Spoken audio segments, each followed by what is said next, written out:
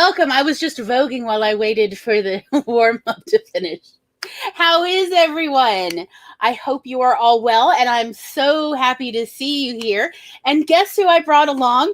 I'm sure you could guess. It's this guy. Oh, he's here. Yes.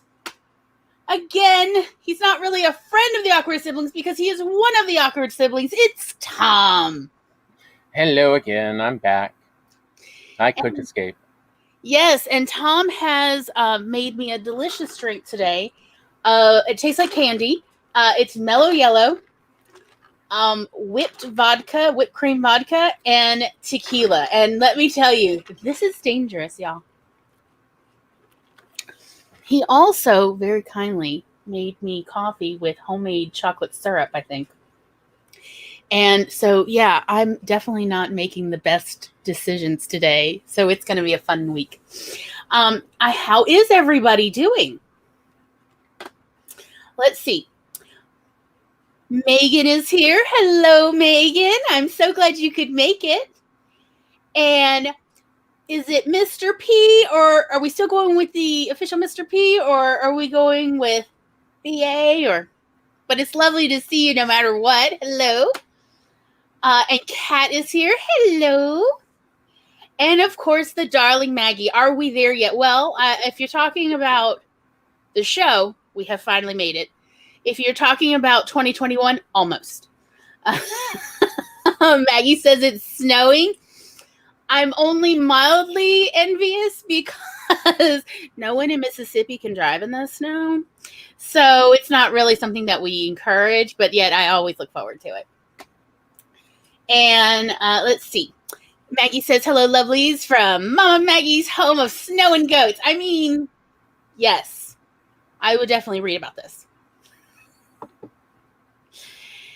So, look, it is like Fat Bear Week for humans this week. Between Christmas and New Year's, it's the week where we all fatten up on delicious Christmassy holiday goodies. It's a lovely time. Other than, of course, some of us have been near our family, maybe a little too much. So I hope that you're all doing well and that you are ready to talk about this subject that I think really doesn't actually get talked about as much as it needs to. But I understand some people's reticence in talking about it because maybe they're not quite used to the idea of own voices or sometimes authentic gets overused, especially with millennials. But yeah, it's this sort of authenticity of experience. It does. I mean, like, oh, it's authentic. Authentic, amazing, awesome. Oh, awesome sauce. That just drives me nuts. I'm like, is this apples? Are we talking about applesauce? What is awesome sauce? And do I want it? Awesome sauce that you can't stop eating. You just keep enjoying it. I mean, it has to really be up there to be an awesome sauce. You just keep going back for more. I mean, I had an awesome sauce in like 1999. It was a cream basil sauce on ravioli. Okay, anyway. And I really did want several more platefuls. Let's see. Okay, so real quick, I think if I have successfully conquered technology, the link to the bingo card should be pinned to the top of the chat so that everyone can play along. And I will dig around and figure out what our prize is this week in a little bit. I know Tom got 2 boxes of mini moon pies. So there's definitely possibly treats. We'll go over that. And let's see, what else do we have? Do we have any other business? Because it's just sort of like a relaxed show. I'm going to be honest with you. I slept really late. Like, we both woke up late today. And I'm just sort of, hey, and welcome to chill time. So let's see. Kat says, I'm clean today. Got home yesterday from up north. Yes, I was wondering how that was. And CB's here. Hello, sweetie. How is Scotland? Is it still wet? Obviously, I'm in a And little it's such a bad line. I mean, if it's not wet, is it Scotland? Is it? I don't know. I was trying to watch Burniston the other day, and it's no longer streaming on Netflix, and I'm kind of in a mood about that. Megan says it is pinned to the top of the chat. Thank you for letting me know. So please do play along. You click on it if you're on some device where like the laptop or something, and you can actually click on the squares once we've covered that or done that or whatever. Did anyone have a cough on there? Okay, it says it is, but I'm on my phone, so either watch or bingo. No, both. If I get up my laptop, I'll play on it and not clean. Oh dear, not cleaning. CB says really cold, wet, and miserable. It's been snowing here. All right, so that's 2 people who have snow, and I'm only mildly envious. Mildly. Yeah, because like I think today's high here is 68 degrees Fahrenheit. Yes. Which I feel is excessive for the end of December, but anyway. So let's just get into what is Own Voices. I mean, that's just I just want to talk about it. I've been watching honestly, I've been watching plays and movies for off and on for the whole month to kind of gear up for this. And I hope that y'all are really interested in this subject as well, because so I grew up in the South, and my mother took me to all sorts of plays. Anybody putting on a play, local plays, local productions, and university productions, and I even went to a couple more professional ones, like in New Orleans and the Mississippi Capitol. So I have been going to plays since what I was like 4.5, I think was the first one my mother took me to at the local university. And it was By the Skin of Our Teeth, which let me tell you, I don't know that I was quite old enough to go. Mostly because I'm like, what do they do? Anyway, that's a long story. I will get into that another time about taking children to plays. Nevertheless, so I have been watching plays, particularly plays put on by Southern authors, some of them queer, some not, mostly white men. It's just how it was. It is, y'all. It still is. It doesn't need to be though. But the part that I like, the part that I actually got something out of as a child, as a teenager, in my 20s, and so on as an adult, is I could relate to their experiences. Southern experiences are, well, they're a bit regional, aren't they? Is it possible to have a family gathering without someone at least discussing ambrosia, let alone bringing out a bowl of ambrosia? I'm not convinced it's possible. And is your ambrosia, alcoholic or non-alcoholic? Right. Some people let their fruit ferment for days or weeks so that they have their own natural alcohol. And that's okay by Mormon and Baptist standards because, it just naturally happened versus you added, liquor to it. Like, the amount of journeying people sometimes have to do to deal with ideology versus reality. Anyway. If God's doing it in the meantime, yes, it's not a problem. It's just coincidence. Yeah, I mean, for real. So being able to see experiences that I had already interacted with in my childhood, seeing that on stage was transformative for me. It very much changed my idea of plays, because the way people used to in the 80s talk about plays, like Shakespeare's, it was like all highfalutin. It was elitist. It was, if anything, othering for common people. And then to actually go to plays and see that it's very relatable, it's very much my life, and that people were saying things in these plays that I had like sometimes literally said to my mother, which is often why she would then take me to that play, actually. It was amazing for me. It changed my perspective. And so that was really what encouraged me that little seed to start storytelling, was seeing it done where an audience loved it and like would applaud at the end, sometimes even standing ovations. That was like, oh, everybody else liked it. So maybe people might like my words and my stories too. That was like a big deal when I was 6, 7, and 8 years old. And that is why I wanted to talk about this in this context of plays, even though I know not everybody is ever interested in becoming a playwright, and that's fine.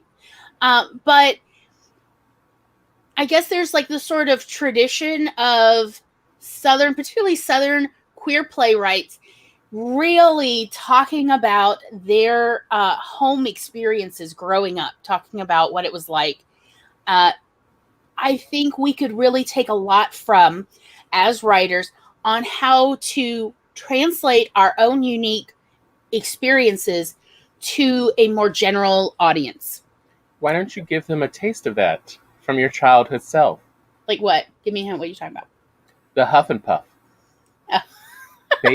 Based on true events. Okay. You know, to show you that, yes, you felt safe and comfortable with telling a story in your own voice. Okay, this is in your the own first style. book I ever wrote. Like, really wrote. I wrote it with my mother because she kind of helped guide me, so it would have a beginning, a middle, and an end. When I was 10. I think technically I had to start washing dishes when I was 8, which, let me tell you, I wasn't that tall yet, so I had to stand on a chair in front of the sink and wash dishes by hand because we didn't have a dishwasher. It was late 80s.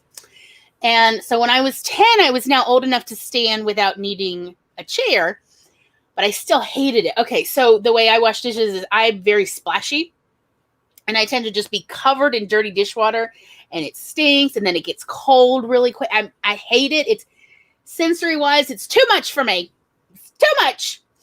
And you also can't, like, if you sweat, you know, you can't wipe because your hands are already wet. The whole thing just definitely does not work for me, the washing my hand. So every time after dinner when I was 10 and I was told to go wash the dishes after dinner, I would get upset. And the whole time I'd wash, and this is true, the whole time I'd wash dishes, I would huff and puff. I would literally make these and I would grumble to myself that nobody appreciates me and I do all these and nobody cares and I'm also the one making cookies and I'm watching and I never get time to myself, and I just would like rant, vent, whatever. And my mother commented how you keep doing that, a cloud's gonna grow over your head. And I'm like, what? She's like, like a gray cloud, like all these bad feelings you have. And I was like, and then what would happen? And she said, well, it might just keep growing and growing. And I'm like, and then what? I could just sneak out and not wash dishes? And she said, no, it would probably get so big, it would start picking things up. And I'm like pots and pans? And she said, yes, like pots and pans. And I was like, if I kept grumbling, would it then keep growing and growing until it finally see, my little sister, who was 7 years younger than me, so at the time she was 3, she was truly a toddler. She loved me so much. I loved her so much. I mean, I pretty much was like her second mommy. She would hang out near me even while I grumbled and washed dishes and just watch me and talk to me and try to keep me company because she saw how miserable I was and she was trying to help. So, and I was like, what if it grew so much it picked her up? And is that possible? And Mom's like, could be. That could happen. And Laylee, our little sister, started giggling. And she's like, oh, yes, pick me up. I want to be picked up in a cloud of Glory's anger. I want to be picked up in Glory's huff and puff.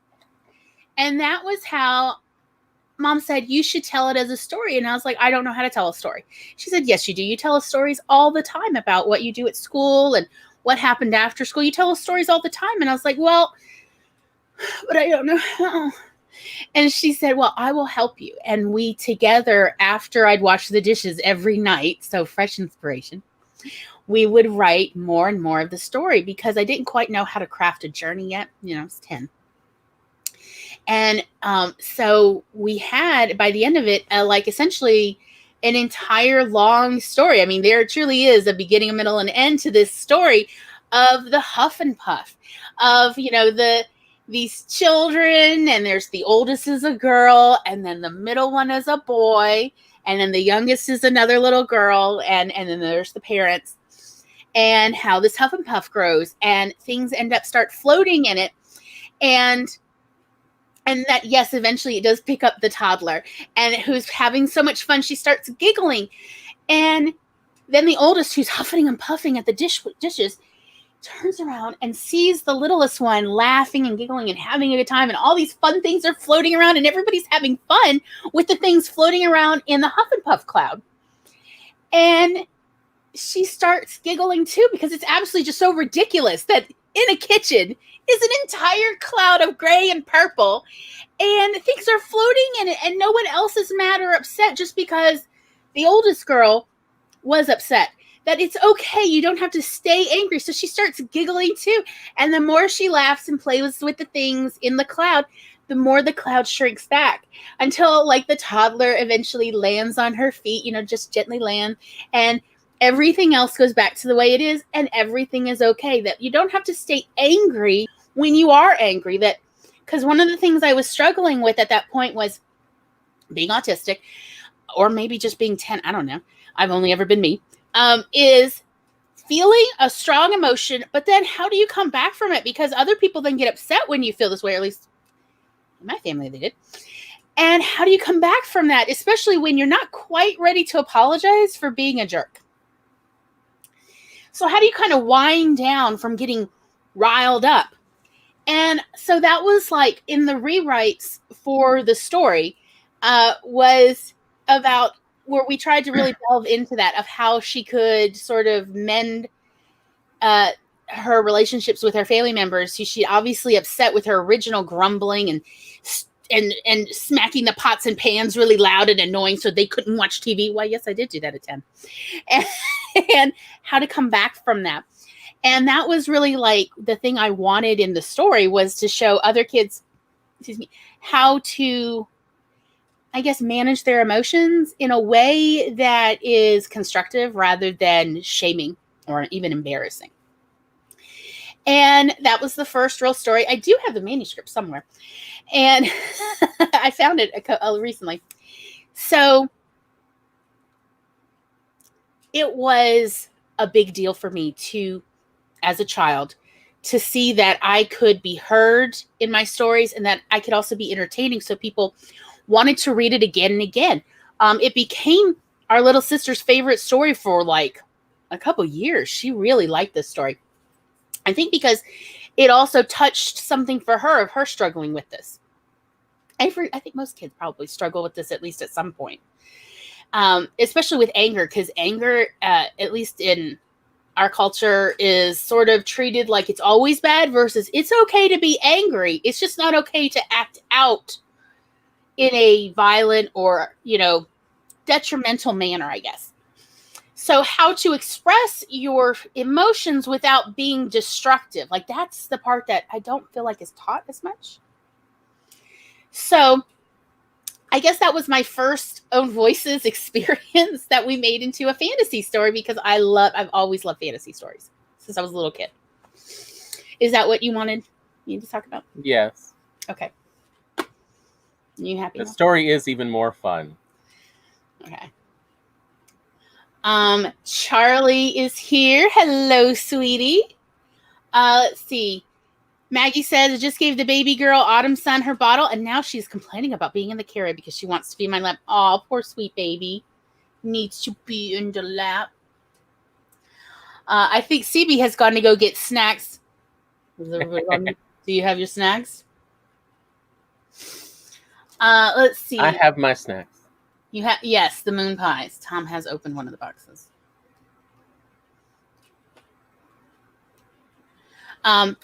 Maggie says, except when we would go I don't know if I'm pronouncing this right, Kushada Reservation on school field trips, I never saw a Native American play.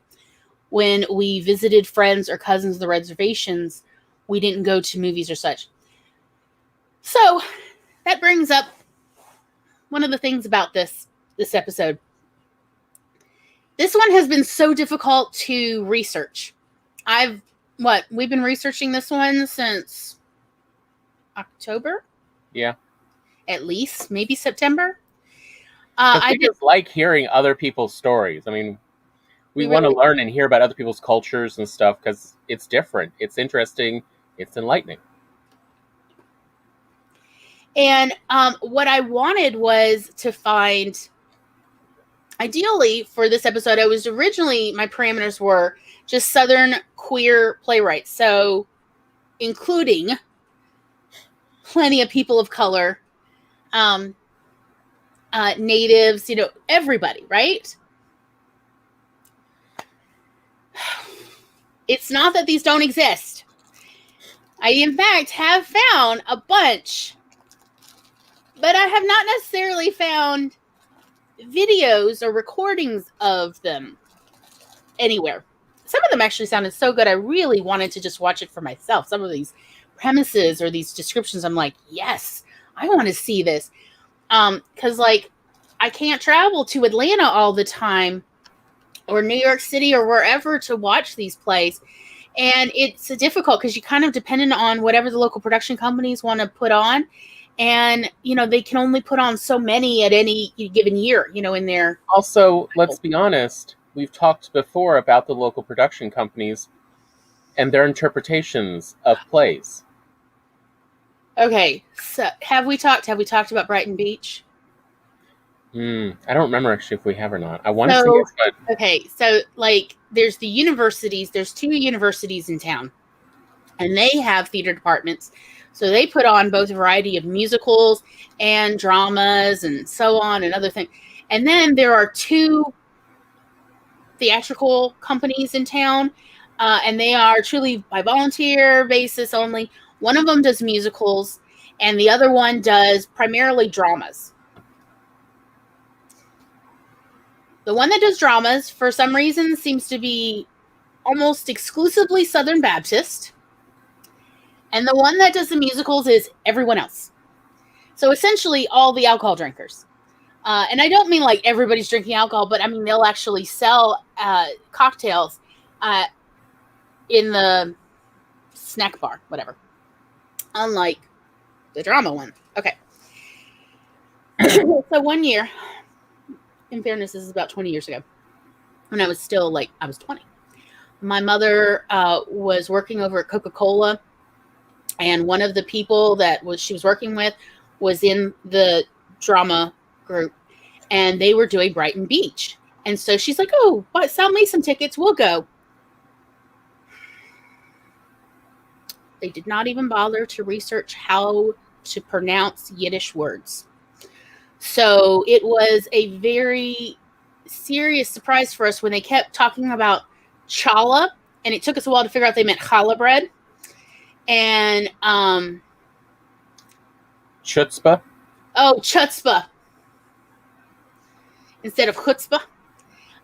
And what were some of the? It was every Lachime. Wait, what? Lachime. Oh, lachime instead of chaim. Just you name it, and they mispronounced everything. Even oy vey. How do you mess up oy vey? It's spelled like it sounds, right? Yeah, what was it? Yarmulkes? Yarmulkes? Yarmulkes. Yarmulkes. Yarmulkes. It was just all of it. It was every last bit of it. And it's the internet was around back then, okay? Just so y'all know. The internet was around. And they did not even bother to look up how to pronounce, let alone, Mom's Jewish, did not bother to ask her. And so at intermission, we're at the top of these bleachers because it was they had rented a little storefront in the old abandoned mall. And there was these folding bleachers, and we're at the top of the bleachers. And at intermission, Mom and I was like, I swear, if they mispronounce one more Yiddish word, I'm leaving. And she's like, well, maybe we should tell them. And I was like, yeah, you go out down and tell them. So she gingerly goes down these folding bleachers, and she does explain y'all are not quite pronouncing things correctly. Apparently they're not in the script how to pronounce. So how about we go over it? She went over it. She comes back up. She's like, they'll pronounce everything right. So stay. We'll stay. I paid for these tickets. We're going to stay. Yes, Mom. If you've seen the Goldbergs, you kind of know who my mother is. So. Except for the shrimp parm. Just no. Oh, even Mom drew the line there. Anyway. So By the way, half of the people who came to see this play left at intermission, and they did not return. So anyhow, so it's now a very empty bleacher.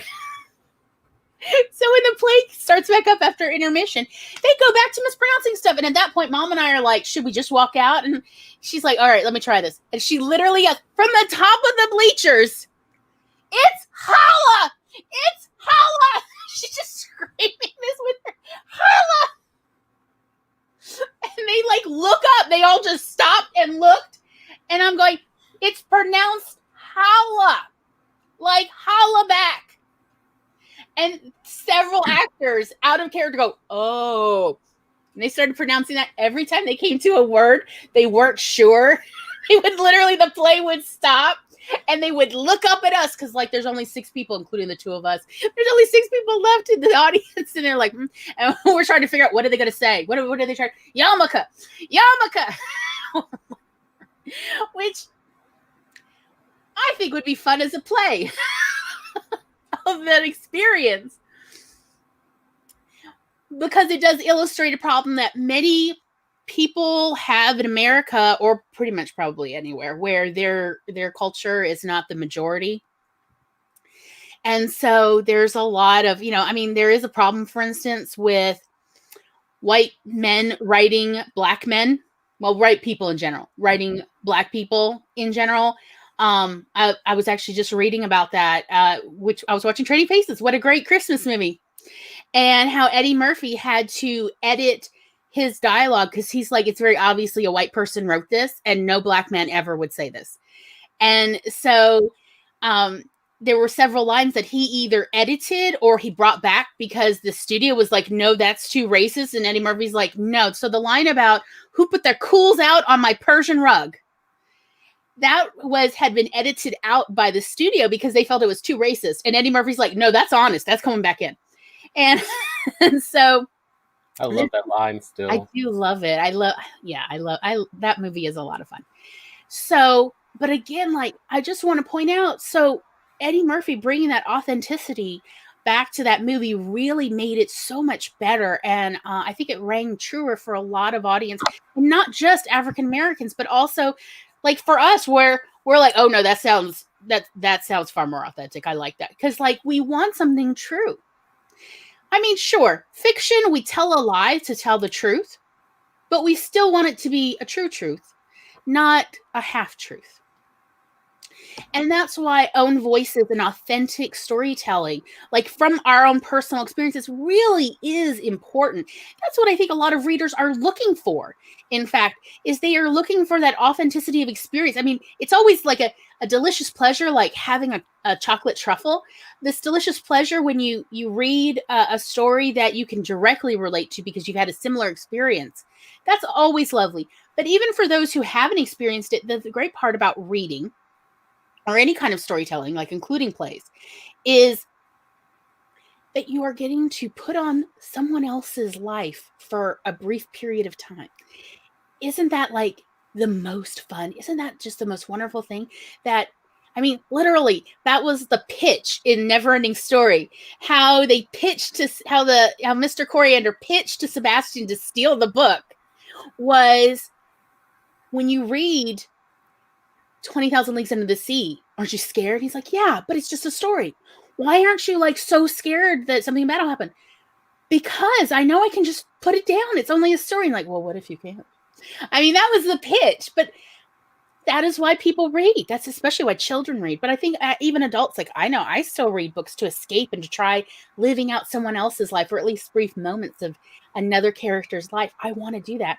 And it doesn't ring quite right if I don't get the impression of a lot of authentic truth. So again, I really think the world can be made better the more we put our authentic experiences in our stories. I understand, however, there is a reticence. I've talked to a lot of writers and authors about their reticence to put in their own life experiences because they're not quite sure how to translate it to a more general audience who doesn't quite know, for instance, how poorly made trailers are. If you are living in a trailer that was, I at least assume, made before the 21st century, then it definitely had the minimal amount of insulation instead of the normal or maximum amount. And so summer and winter, you're going to feel the weather outside, even that you don't want to. And so trailer life experience, trailer living is very different from living in a standard home. Even one with substandard insulation, it's still not going to really have you feel the weather quite the same. I mean, let's just not forget, and I have actually checked this with other people who work in the manufactured home industry. Oh, you mean Dad's story of how do you make a trailer? Yeah, but I've since talked with others, and they have confirmed the different versions. Down the hill. No, okay. They just drive it around a large track at high speed and see what shakes. Okay, we moved into, well, let's see, we lived in a trailer when I was 7. Yeah. By the time I was in middle school, we rented trailers. We didn't even own trailers, y'all. We rented them. So by the time I was like 6th grade, we'd moved up to Oxford, Mississippi, and we were living in a trailer there. And I think for whatever reason, this one, when the wind blew, you really, like, the whole thing moved. And I just was wondering, you know how you do, you just say like the thing you're wondering out loud, not quite really aware that you're saying it. You're just thinking like, and I said something like to the effect of, I wonder how it's possible to build a trailer so flimsy and have it hold up. Because, I mean, the wind had been blowing a lot that day. And so the whole house had been shaking, like literally shaking. The walls had been shaking all day. And Dad said, oh, I could tell you that. And I'm like, oh, what? Because I didn't quite realize I was talking out loud. And he said, do you want me to tell you how trailers are made? I'm like, yeah, I would like to know. He said, okay, this is how it goes. So what they do is they build the trailer the way they think, it'll hold up. Okay. And we lived in a single wide, by the way. So what they do is then they haul the trailer home up a big hill, a steep hill. They put it at the top, and then they let it go, and it runs down the hill. And if it's still standing, when it gets down to the bottom of the hill, they take one stick off. And then they run it all the way back up the hill, and they let it run down. And if it's still standing, they take another stick off. I'm like, And they said, and then they keep doing this till they run it down the hill, and the trailer collapses at some point when running down the hill. And then what they do is they take that last stick and they put it back and they rebuild the trailer, and that's how they know how to make a trailer. And that was Dad's story of how trailers are made. And then 20 years later, I asked someone else in the industry, and they're like, okay, that's not exactly correct, but yeah, that's not that far off. Yeah. It is made to, what's the minimum that will maintain structural stability that they can sell. Because each foot of timber adds up when you're making, hundreds of these homes. Yes, as well as the weight of it, since again, even the basis for the trailer, the frame, is not what we would call in the industry strong. So you have to keep it very lightweight. But yeah, that was Dad's story. And so again, that is an authentic story. That actually really happened. That was real conversations we've had with several people, essentially our father, and then the other Tom's conversation with somebody. Because like after Dad had told me this, I later told Tom this story, like, because we're kids, and I was like, and he was one day talking about like, do you think because again, it was like a really wet day, and Tom was like, do you think the trailer will ever just collapse on us? And I was like, well, Daddy told me how trailers are made. You want me to tell you? That's what I told him. Oh, this will help you feel better. Oh, Tom was emotionally a very strong person, because I definitely was not protecting him from anything as a kid. I had no idea how anxious a child he was until we grew up, and I'm like, wait, you struggle with anxiety too? I just didn't realize. But I shake so much, I look still. Yes, that's very true. Have you seen Awakenings? Yeah. The anxiety form. Oh, I see I've missed a bunch of people. Jules has come by. Heather's come by. Oh, yes. Hanukkah. So Brighton Beach, they do talk about, what did they say? Chanukah? Chinooka. Chinooka! Yes, Chinooka. And Mom and I were just like... Can you tell we've talked about this story a couple times? Chinooka. Oh no, CB set off the smoke alarm. Yeah. Air it out, evacuate. But hello, Jules. It's so lovely to see you. So let's see. Oh, I'm so glad that y'all have enjoyed our little story. But that is kind of the point we wanted to make about. We enjoy telling these stories, but we would not enjoy telling these stories if people did not enjoy listening to these stories. And so some of it, may I recommend that people start trying to workshop their stories by telling each other these stories, especially someone who's never heard of it, and see if you can entertain. It doesn't always have to be funny stories. You can tell serious stories. You can tell sad stories. You can tell tragic stories. You can also just tell dramatic stories. But tell them and see if you get from your listener, from your audience, the response you're looking for. And it helps you like keep reworking it till you get it the way you want it. That's what we were taught to do since we were kids. I mean, later on, when we start talking about the movies and stuff we watched, I'll talk about Carol, which, yes, by all accounts, no one would ever think about me and, Patricia Highsmith, lesbian stories in the same thought. But I can tell you a lot of ways I did relate, and that I could understand and why I enjoyed it. Exactly. Oh, and Heather's has stopped by. Hello, sweetie. Holding up, I hope. So, yes. Okay. I think I've caught up. Y'all remember? Bingo card. Just throwing that out there. But anyhow, so what else did we want to talk about, Tom? Anything like as a preamble? Well, I guess maybe also quickly bring up that part you were talking of why Own Voices is controversial. The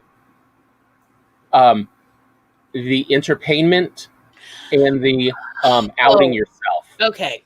The bingo card. Don't forget the bingo cards. Oh, yes. Thank you. In my research, I have found a lot of other things about Own Voices, including several controversies. So I guess we should talk about it. We should discuss it before we get into the dynamics of it. Or should we do a sprint? Or do you want, we'll talk about the controversies, then we'll go do a sprint? We'll do the sprints, and then we'll come back, have some fun. Okay. So, let me start with the entertainment. That is, I did not coin this term. I read it in an article, but that is apparently what it is called, where essentially a play, it was used in context of play, but I think it really would apply also to a lot of general fiction or even memoirs, but entertainment. So it's like entertaining, but it's other people's pain or suffering, or the character's pain and suffering, for the entertainment of the audience or the reader. And so it is essentially tragedy as entertainment, which, I mean, I see the validity of it, that sometimes there are tragedies that we do want to read about, or we want to watch a play or some other form in. But what it was really in context was where the writer essentially uses personal experiences, personal painful experiences, to make a play, for instance, to entertain the audience or to lend them prestige or legitimacy to the greater industry of their medium. Like, and it's a real playwright, unless you've written a tragic drama. Yeah.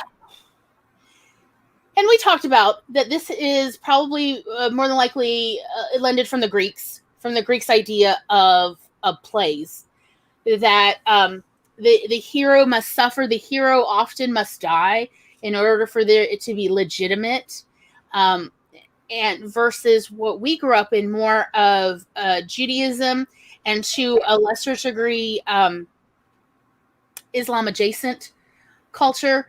It is not that way.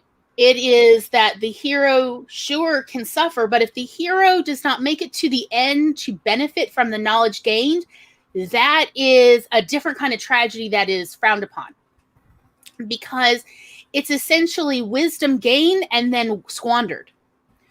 If somebody has died, they cannot benefit from the wisdom, and that is like a real tragedy. That's like depressing. We're going to need antidepressants before they were invented kind of depressing. And let's all go out drinking and forget we just watched this. Right. And let's never discuss it again. You know, that sort of. And so we were taught a very different kind, like it's okay to have pain and suffering in a story, but people need to survive to the end to benefit from it. And so this Greek ideal, a Hellenistic plot, if you will, is a bit foreign to us. And also, quite honestly, I am so freaking sick of this pain as entertainment idea of like, he's not a real playwright if he doesn't write drama where everybody dies and tragedy and only the bad people survive. Do you know what a trigger that is for me? Like Les Mis? Oh. Fun fact, who's the only one with a happy ending in Les Mis? Is it the innkeeper? Yes. I know, and he's not a good person. No. Literally, the innkeeper and the wife, the only ones who have happening because they go off to America. They're terrible people. No, it's the innkeeper and his daughter. Oh, okay. Or somebody's daughter. I thought it was his daughter. Anyway, you know what? It's been a while, and I was really ticked off when I watched it. So. Hey, Abby. Hi, Abby. Yeah, Tom, just call him out. Just call him out for me. Okay. Since, unfortunately, StreamYard doesn't have a way for you to take over for that, you know, so we could, like, hand off duties. But anyhow, okay, so you talked about... highlight comments. Yes, highlight comments. So, entertainment. And I do think, like, so what I want to hear from Own Voices, what I want to read in Own Voice stories, I want to read the joy. You can have sad parts, of course, because life has sad parts. That's normal. I'm perfectly fine with that. But I also want the joy and the happy and the warm and the comforting bits too. But I know from my own experiences in the theater world and essentially my dabbling in a playwriting program that it is heavily frowned upon. And I absolutely morally, ethically, and principally disagree with that. But it is frowned on. And I was pretty much told you'll never make it in American theater world if you try to keep writing happy moments into dramas. Especially if you're saying this is based on your own life. Yeah, you're not allowed to put happy bits in, or it's not considered like authentic or prestigious. Like, oh no, it's just one of those, what do they call it? Oh, commoner plays. Excuse me. That was literally how it was termed, commoner plays. And I'm like, there is nothing wrong with the Beggar's Opera or the Three Penny Opera. There is, anyway. Okay, that's a different soapbox, but anyhow. So the other part was the controversy about Own Voices. And this is more in the written world. That was in the plays. This is in the written world. So here's the deal. There is Own Voices bingo somewhere. There's apparently a bingo card floating around. You may have already seen it. I did not bother to go research to go look at it. But essentially, it has, have you read books or stories written by these Own Voice type authors? So you've got natives, African American, Asian American, or Asian in general, you know, and so on, right? You've got various racial groups and ethnic demographics, right? Men and women, queer, and so on. And there is an issue with this of, especially when it comes to sexuality, readers demanding that a writer who's written about, say, a trans character, that the writer out themselves in order for this story to be acceptable or authentic. And that is not necessarily, well, trans is not, I mean, trans, I guess, is sexual. No, trans is not sexuality. But they're part of the queer world. And that is not necessarily safe for someone to do, like physically safe or financially secure. People are not necessarily in a financially secure place in order to out their own sexuality, whether they're bisexual or gay or lesbian and so on. And apparently the rarest or most difficult author to find is one who will out themselves as a pansexual. Apparently, this is the one that everyone can't get on the bingo card. And this is literally an article I read about this, of like this frustration. So like readers keep writing to anyone who writes a pansexual character going, are you pansexual? Are you pansexual? And a lot of people are not necessarily in a physically safe environment or a financially safe environment to out themselves even as pansexual. Quick aside, I'm a demi-romantic pansexual. If you do want to do the bingo card, and that's fine, I am not judging that, truly. I understand it's kind of fun to like try to like read all sorts of variety of stories. But if you need to mark off your pansexual to win your imaginary prize, let me know and I will happily send you anything I've ever written. Just because I do not mind being honest, I am pansexual and I am a demi-romantic. So anyhow, just like a quick aside, if you need that, let me know. Or autistic. Again, I cover several. But those were the controversies. Am I forgetting any controversies? Not that I can think of offhand. Okay, those are the controversies with OwnVoices. Is essentially, and even honestly, some people who have how do I say, they're multiracial. So okay, there is a word that has been bandied around in the South and is sometimes bandied everywhere else or some other places. It's called passing. Are they passing? What they mean is, are they passing for white or are they passing for straight? Those are the two main ones where it's in context, at least in the South, that I've ever heard. And I've actually received a lot of that personally, of people asking, are you just passing? And that's actually where I originally got it, was as a child. I was asked a bunch, are you passing? And I didn't even know what it meant. And honestly, my mother... I mean, you were in a Girl Scout troop. I was in an otherwise all-black Girl Scout troop of 28 other girls. Everyone was black except me because, again, my mother was like, it was this or the white supremacist Girl Scout group, and guess what? Which one you're not in? So... However, I did end up really enjoying being in the Girl Scout troop I was in the whole time I lived here as a kid. So, and I made some lifetime friendships in there. And in fact, that's partly what inspired me to become a librarian, because the head Girl Scout troop leader was a librarian.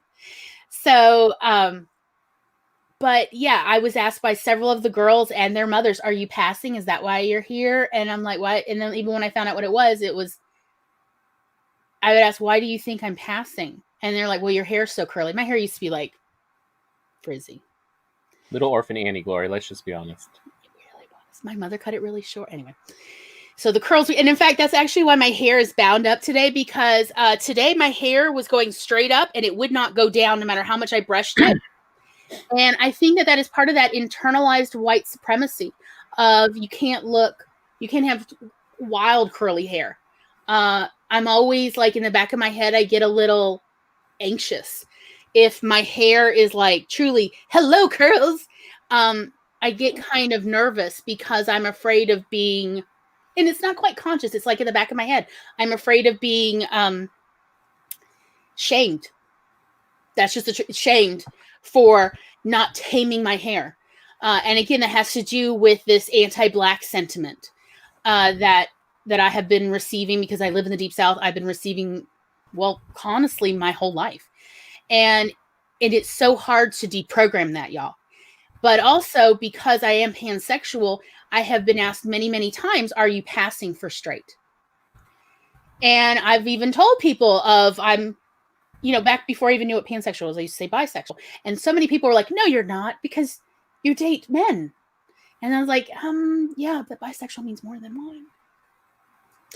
But nevertheless, people would, even when I would say, no, I'm very upfront about being bisexual, and this was before, again, I knew what pansexual was, and pansexual is a more accurate description of my sexuality, people would then accuse me of trying to pass for straight, even though I love who I love, and that's really it. I date who I think I might be able to love, and I don't know till I get to know them better, so I date them. And I've been accused of that too. So, and I'm sure if I've been accused, loudly accused, publicly accused of passing, both for either white or straight. Sometimes, one time, both. Which I really felt like, and when I told Mom about it, she was very proud of me. She's proud of herself, quite honestly.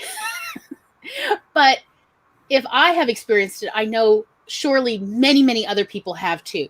And I understand that I am in a very privileged place, that I feel safe, both physically safe and also financially stable, so that I can say, yes, y'all, I am a demi-romantic pansexual.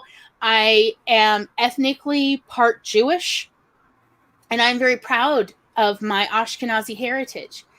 And I know I have not always done that, because I was not always in a safe space. I was not always in a financially stable place. I have tried to pass. I also only recently came out publicly as autistic, because it felt so unsafe. You would not believe the ugly things people have said about autistic people, at least in the Deep South. And so I just didn't feel like I could necessarily get employment when I needed it, if there was public knowledge that I was autistic. Even though y'all see me now, this is approximately who I am. I mean,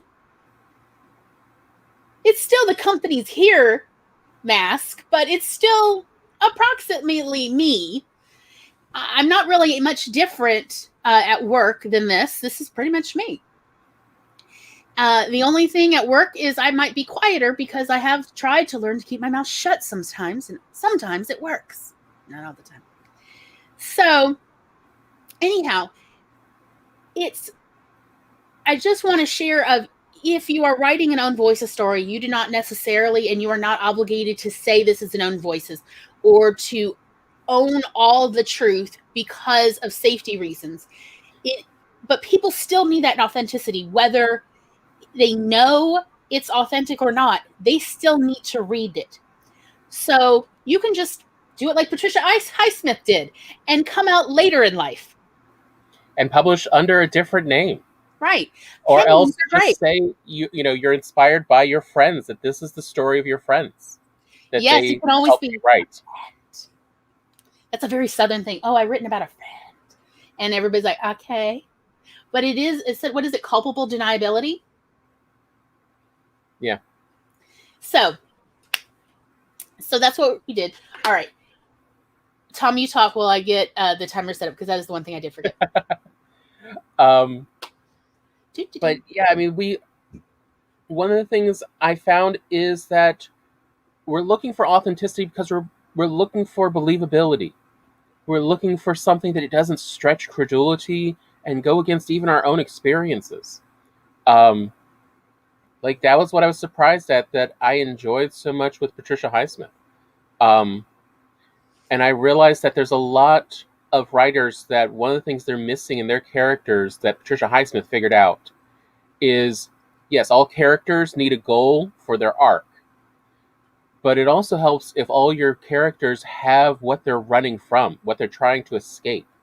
And that will give you a dynamic change for all your characters. There's always going to be energy then, because they've got something to avoid the entire time. As well as, what do they want? What do they want to end up with and become? Anyway, are we ready to... Are we doing a 10 or a 15 minute? Let's do 15. Okay, then let me change. Try to be a little productive. All right. Well, if everybody's going to insist on accomplishing things. I got to go, based or whatever, a ham. Okay, yeah. Okay, is everybody ready for a 15-minute break? What we're going to do is save your work, hydrate, maybe get a snack, walk around a little bit, have a good time. And then we'll meet you back here in 15 minutes. Gonna share a screen. One day I'll get good at this. No, who am I kidding? I'm not kidding anyone, not even myself here. I thought we would do the candle again. I feel like the warmth of Laura's candle. Okay.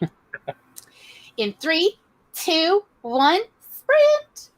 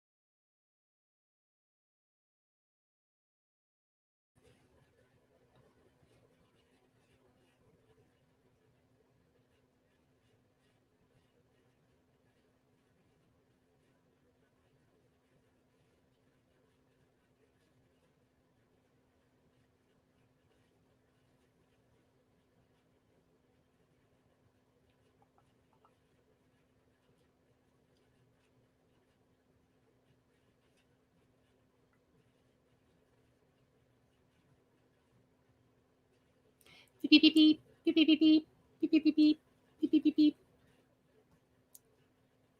Hello. And welcome back. Actually, remember to turn off the banner.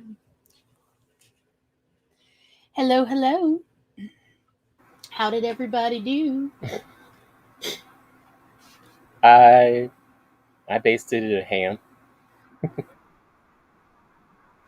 Oh, well, I'm really happy on a personal level for that. I drank some of your cocktail, and I responded some in the chat because yeah, I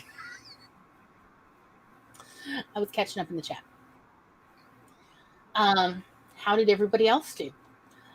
Let's see.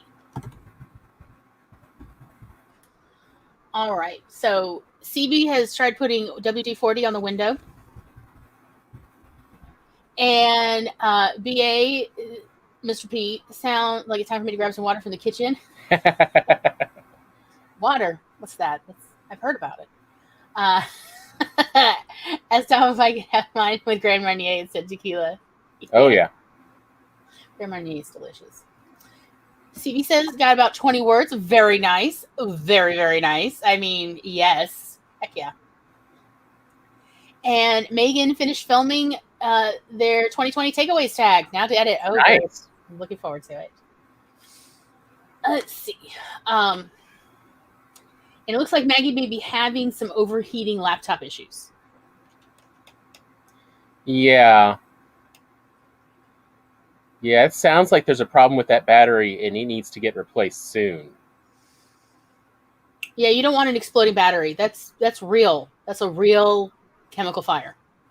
Because if things start expanding in a laptop, it's almost always the battery that's expanding, and that means it's coming apart and it'll short out soon enough. That's I'm like, yeah, get that. You need to get that checked soon. Kat has posted pictures, I believe, of the baby guinea pigs. Yes, over at Charlie's Discord. Very nice. Kat also has a Discord. Yes, she does. She has a lovely Discord. I mean, if she wanted to post a link, she has a wrench. Use the power of that wrench. I'm just saying. On your stream? No. People just don't do that. Who wants a wrench? Okay, so anyway.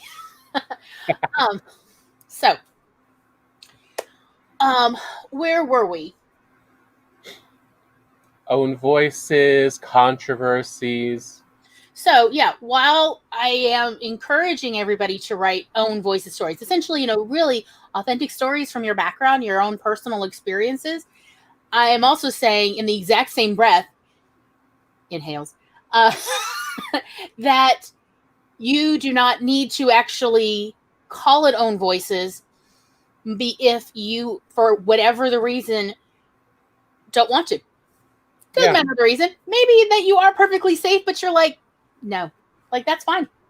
Or, I mean, like Maggie talked in the chat about various people growing up having all sorts of everything from you're not black enough or you're not blank enough to you're too much of, what this sort of white supremacy, idea of if you're not white, then you're less than, and that you're too much of the less than culture or ethnic group, or fill in the blank there.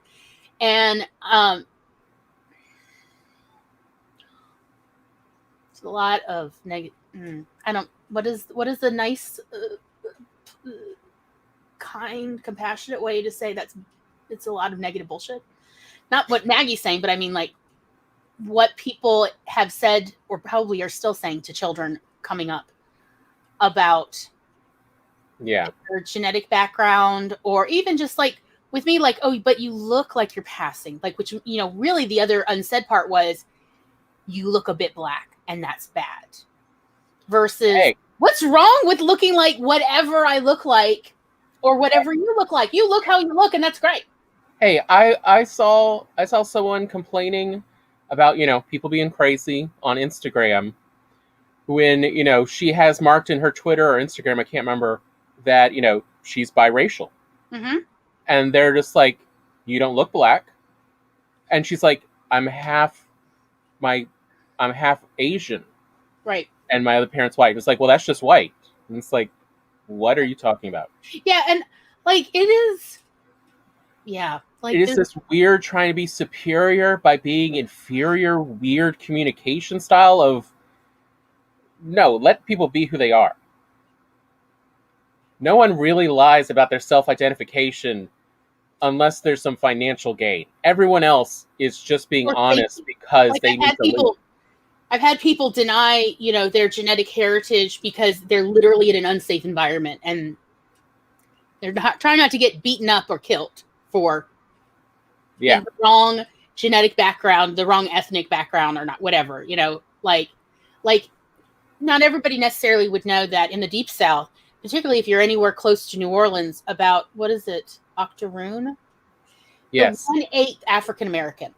Mm-hmm. This was, if you were 1/8 African American, I know pre-Civil War, but I don't remember how long after the Civil War. Maybe it was all the way into the 1900s. But if you were 1/8, if you were a woman and 1/8 African American and were a sex worker, you made more money than the only white or more than 1/8 African American women did. Like, it was the gold standard of the highest paid sex workers. Look, this whole thing gets complicated and weird. But so there were white women who were frizzing their hair out to appear 1/8 African American, and there were African American women who were less white than that, who were also like bleaching their skin and straightening their hair, who were also and I mean, like, it was for financial reasons, but to some degree it was also security, safety reasons, because even the police were kinder to those sex workers than the others. Yeah. Both the all white and the, more African American than 1/8. So, and if you ever need to understand also about the, just about safety, is, I remember when I came here and, Glory was so kind to point out what I was seeing. But I still see it even now where in the Deep South, for some weird reason, it is actually more acceptable to be gay than it is to be lesbian. Oh, yes. I don't get this, but then again, I don't get a lot. Even though let me just say, in Mississippi, I know for a fact, because this is where I've primarily lived most of my life, off and on other places, but mostly Mississippi, it is okay to be a homosexual man. Like, it's not great. And some people, of course, do shy away from any kind of social contact. Yeah. Of course. And this is like, we're talking late 90s into current now, or at least the 20 teens, right? It's okay to be, especially a white homosexual man in Mississippi in particular, but from what I understand, it's most of the Deep South. But to be a lesbian, let alone a white lesbian, to have taken yourself off the penis market, it is like, I mean, there's so much violence toward lesbians of all backgrounds in Mississippi, specifically by, well, actually not, I mean, it's primarily men, but there is to some degree the like lesser degree straight women, or at least people claiming to be straight, about how dare you be lesbian. And so a lot of violence, and I mean, not just physical violence, but like lighting people's houses on fire while they sleep there. And it's not just necessarily, let's say, clan related, but like individuals, there's no burning across. Just hatefulness. And hence why there is a lesbian commune, like an hour north of us right now? Yeah. That's been there for 30, 40 years. I mean, I've been invited to this. They now have, I believe, what'd you say, last count, 2 or 3 trans members, which helps, keep shielding. Yeah. And in fact, I think the lesbian commune was always women only for, like, I don't know, more than a decade. And then they had a trans male, trans man.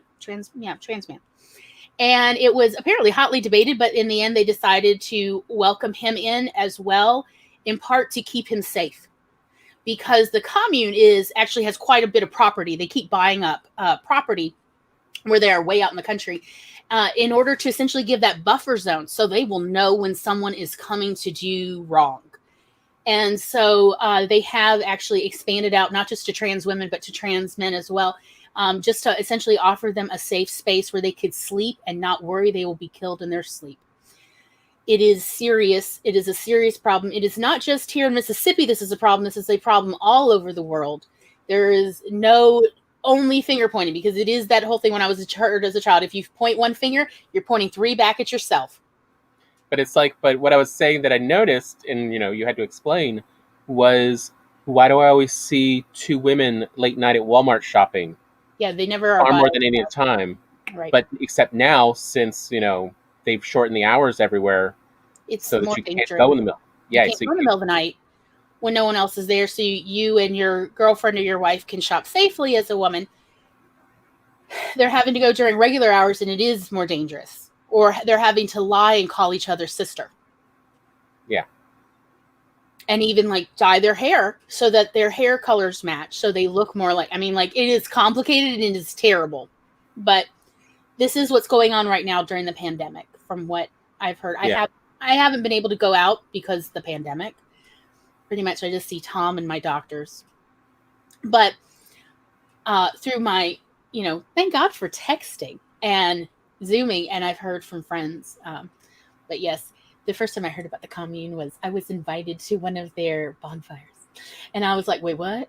And they're like, oh, well, nudity is optional. I'm like, I thought that was a joke about running around, dancing around a bonfire naked. But anyway, good times, y'all. Good times. I'm all for optional nudity. I feel like it should be a personal choice. Coming from a long line of nudists, where I'm the only non-nudist in my family. Yeah. But anyhow, that's a tangent. So anyway, Own Voices. Did I miss anything in the chat, mister? Oh, okay. I do want to bring up this. This drives me wild. Imply that I was not Catholic because CB was an only child with special needs and had divorced parents. Because Catholics never divorce, right? No. Anyway. Let's not gatekeep people's faith. Anyway. It's just... yes, I agree with Maggie. Haterly Hatersons. Thank you. I like that. I'm putting that... I'm borrowing this dialogue. All right. So for the next conversation, yes, dear. Because that we talked about beforehand. Oh, and Kat did put in the Discord. Sorry, awesome. That was the last bit of business. I just wanted to be sure we didn't miss that because I want people to join Kat's Discord. This is always an awkward one to explain for me. I do have opinions, and they're going to sound a little different. Which is, well, yes, I do definitely pass as a cishet white guy. I do not understand more than half of men and their behaviors. I'm definitely masculinity. Yeah, I'm definitely very autistic on this one, where it comes to masculinity and male behaviors. So I definitely still have an outsider perspective. But so apologies in advance on the following conversation. But Gloria sent me this article from Vulture about lesbian movies. And ones to see, and I noted two things. Lesbian movies. Yeah, and I noted two things about this list. It is actually a okay list. It's like 40 I'll find it movies. And I'll post it. Hold on. And that was one. Why is it if it's a lesbian movie, there's a 50-50 chance it takes place, or at least involves a lot of a boarding school? Seriously, what is this weird requirement? And secondly, almost 90% of the movies that made this list were what I would term enterpainment. Like, I noticed that it was only the ones that there was always pathos and a lot of bad stuff happening, and there was very little good, and the best ending was that they survived kind of stuff going on. that seem to qualify these movies, versus I knew several other lesbian movies that weren't on this list, including what I thought were fairly well-known and at least semi-popular. Foxfire was not on this list. Tom, I've already listened to this rant. Y'all, seriously, he's giving you an abbreviated version of Where's Foxfire? Yeah, and where was, I can't remember the name of that movie. It's on Amazon. Which one? About the coach that realizes she's a lesbian and starts dating one of the teachers, and how everyone in the school kind of has to come to grips, including her husband and kids who go to the school, of like, this is a good movie. This actually has a lot of good lessons about how people should act. You know, what you hope may actually happen, where it's not just everyone suddenly rejecting you and you've now lost your entire life because you want to live who you are. Is it Late Bloomers? I think so, yes. 1996? Yes. I think it's Late Bloomers, yeah. High school basketball coach Dinah Gosher falls for the school secretary, Carly Lumpkin, and upsets the entire school in the process. Of like, you know, it's a good story. I mean, it's very 90s. It is very 90s. But there was plenty of 80s and 90s on this list. They're real cute. I watched the trailer. I haven't watched the movie. They're really cute. The trailer, at least, it's adorable. But since there's not enough pain involved in that this is just all misery, all of a sudden it's not a true, you know, you need to see this kind of movie, you know, lesbian story. And that is very upsetting to me. Like, you know, which kind of brings me to Carol and The Price of Salt and Patricia Highsmith. Go for it. There was a lot of qualities I liked in this movie and this storytelling that are so different from the usual story of where the main characters are gay or lesbian. One of them being the young character, Mara Rooney's character, is currently dating a guy. They are, you know, he wants to be engaged. She's not as sure. And she, you know, and there's, I can't remember if it's, you know, this guy's brother or someone who's also kind of interested in her. And he works at the newspaper and he sees that she's a photographer. You know, he says, come by, you know, let me see, you know, let's talk a little shop and, you know, have, you know, and he does make a pass at her there. The story continues and she, you know, gets involved with a married woman who's in the middle of a divorce. And the married woman, Kate Blanchett's character, has as an adorable little girl, who, unlike so many movies, this mother and daughter do dearly love each other. Is actually story points where, you know, that truly both mother and daughter, you know, cause major points in the story because of their affection for each other. They do not want to be separated. But, you know, when your parents are getting separated, there's always problems. But another aspect I was surprised at to see is that later on in the story, after Kate Blanchett and Mara Rooney have to separate so that the divorce can be a little bit more amicable because the husband's losing it, and they have to separate, this brother character comes back on the scene. He's helping Mara paint, and he's still like, I like your photos. You need to come by my newspaper. Photojournalist or editorial? Yeah. Well, he's not a photojournalist himself.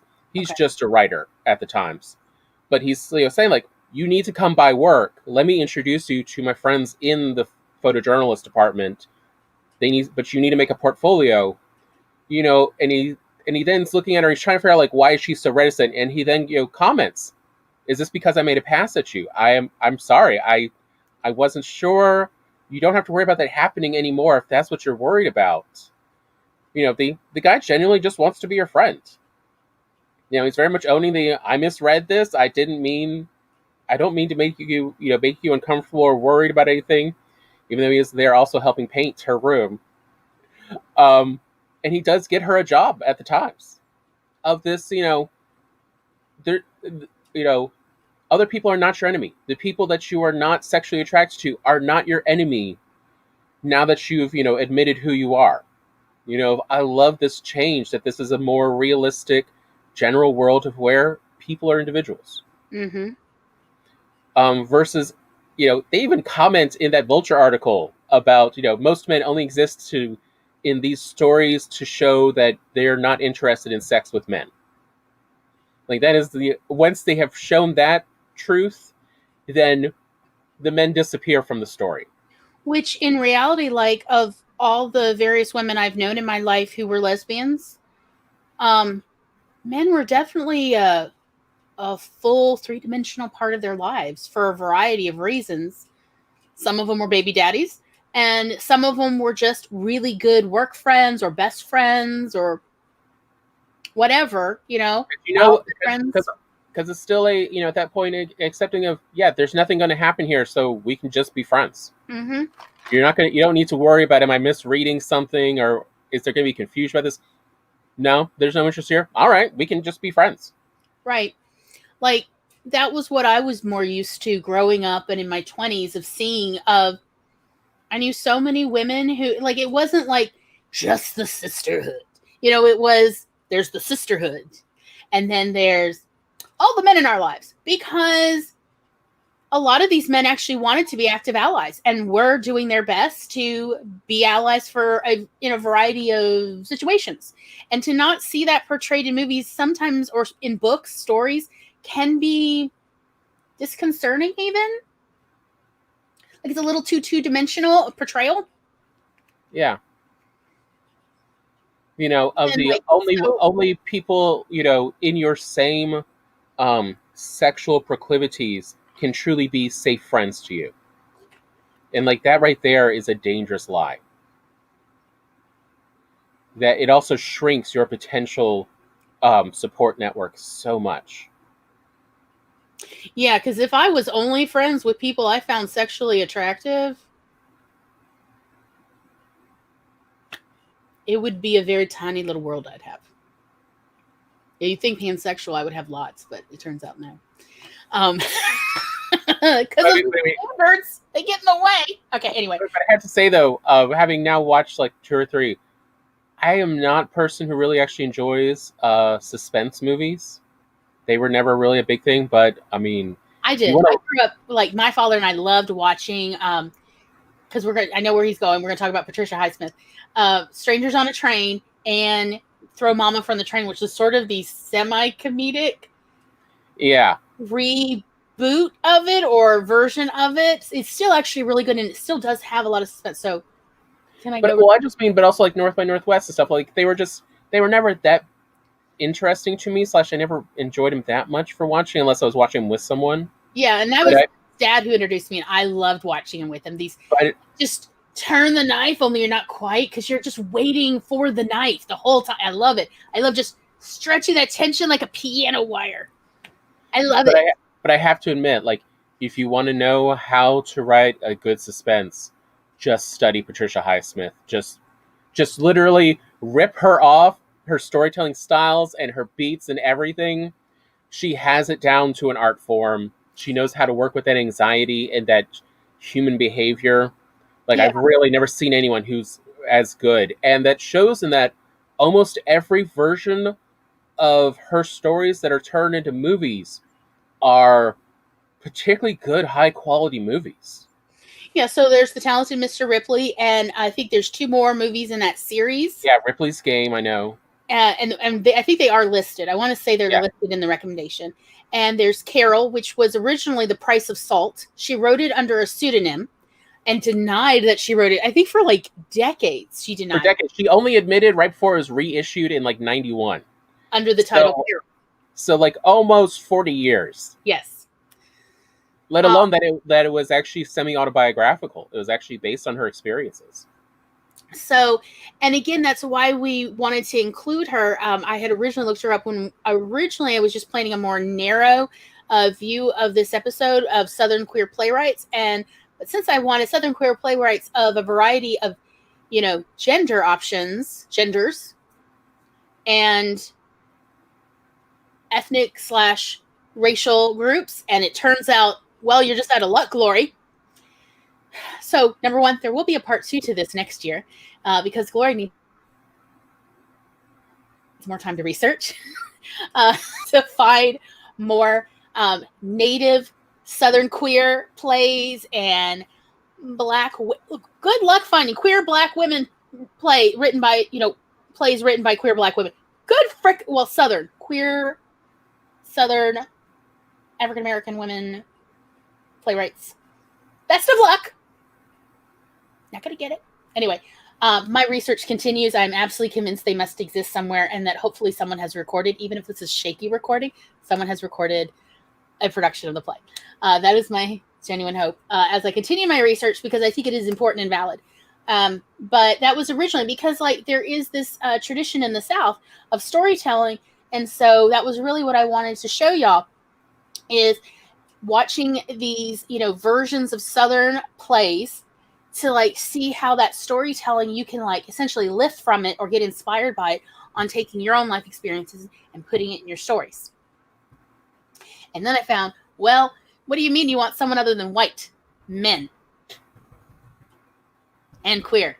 Wait, what? So did find a couple African-American queer males, not necessarily Southern, but I did find some, and I'm still doing my research on that. But yeah, we're going to revisit this one because it definitely bears further research, especially if I can share those links. We were looking into doing watch parties with y'all, where, sometime during each week where we have essentially a watch party where there's a link and you can come watch the movie with us, especially for these more difficult to find movies. So that was one of the things we wanted to do. So for 2021, we want to continue this course work. And apparently, since Moonlight came out, it has helped boost people with money's view that these kind of movies can be profitable. Yeah, so hopefully we'll start seeing more. I know that I have been watching Tyler Perry's career for like nearly 20 years. And long time ago, back when Netflix was mailed to us, so long, I was able to get from Netflix a copy of the play production of Diary of a Mad Black Woman. And it was recorded in New Orleans, I believe. I want to say it was recorded in New Orleans. It has been like decades since I watched this. And it was excellent. What I really liked was he took this idea of, I guess, the family drama play, and then was able, so like we knew what was, as viewers, we knew what was going to happen, because it's sort of like Brighton Beach, and all those sort of, we're going to have, the stage is going to be sort of sectioned off into rooms, but they all walk between them. And so it's like just essentially like a wall the house is missing. And so you can see them walk around various rooms, and they're going to talk about things. And there's always a reason the family gets together. It's a funeral, it's a holiday, it's some wedding, something. And then so you don't have to focus on the format. You know what the format is. We all know what the format is. So that then we as viewers, as readers, as listeners, we can then focus on what is being said by the characters. And that is what I thought that he did really well with the play. Things have changed with the movies. But from what I understand, the reason how he got into that, from articles I read way back in the day, was he wanted to write or produce plays that were about joyful familial experiences of African American families. And people were not willing to put money in to help him do these productions. So he was essentially having to sort of crowdsource way before crowdfunding was a thing, or much of a thing. And even after Diary of a Mad Black Woman came out and was wildly successful, I mean, it was full house for like a year and a half at the time at the Sanger in New Orleans. I know, because I tried to get tickets and I was told, like, well, it's an 18-month waiting list. I'm like, are you kidding me? And it was like crazy expensive by that point too. He still had trouble finding funding for the next play. So he essentially was having to make his own production company and source money in other ways. Because even with the success of Diary of a Mad Black Woman, he was still having trouble getting funding for anything other than entertainment type plays, where everyone's just miserable and everybody dies. Very kind of Hamlet-y. Everybody dies at the end and everybody had a miserable life and everybody was a little bit bad, that sort of thing. Or they were totally a victim and it's all just tragedies. He had trouble finding funding for plays about African Americans that were joyful and loving and that showed loyalty and love and compassion, even among, I guess, as he put it, more moneyed African American wealthier people. Like even they were like, I don't think it'll be successful. Like, because again, that internalized problems. So that's what I thought was actually rather interesting about his. But like, he's not the only one who does it too. And there are other playwrights who've also done it, like Del Shores. I love Del Shores because he takes that idea of essentially the family drama and then he makes it a comedy, so that we can all laugh together at how nutsy our families can get and how we still love them even though they are such a pain in the patoot sometimes. But not that Del Shores doesn't do more serious dramas too. So Southern Baptist Sissies is definitely, oh, y'all, I cried. But like a good cry. It wasn't like terrible, messy crying. It was just like, yes, that kind of good cry. And if anybody has trouble finding these and they'd like to watch them, let me know. PM me or DM me and we'll get you settled. But because I wanted those happier stories too. I want stories I can relate to with my about my loving family. I want other people's loving family stories too. Because there's so much to be learned from other people's experiences. New approaches that you don't know till you see it of, hey, I could try that.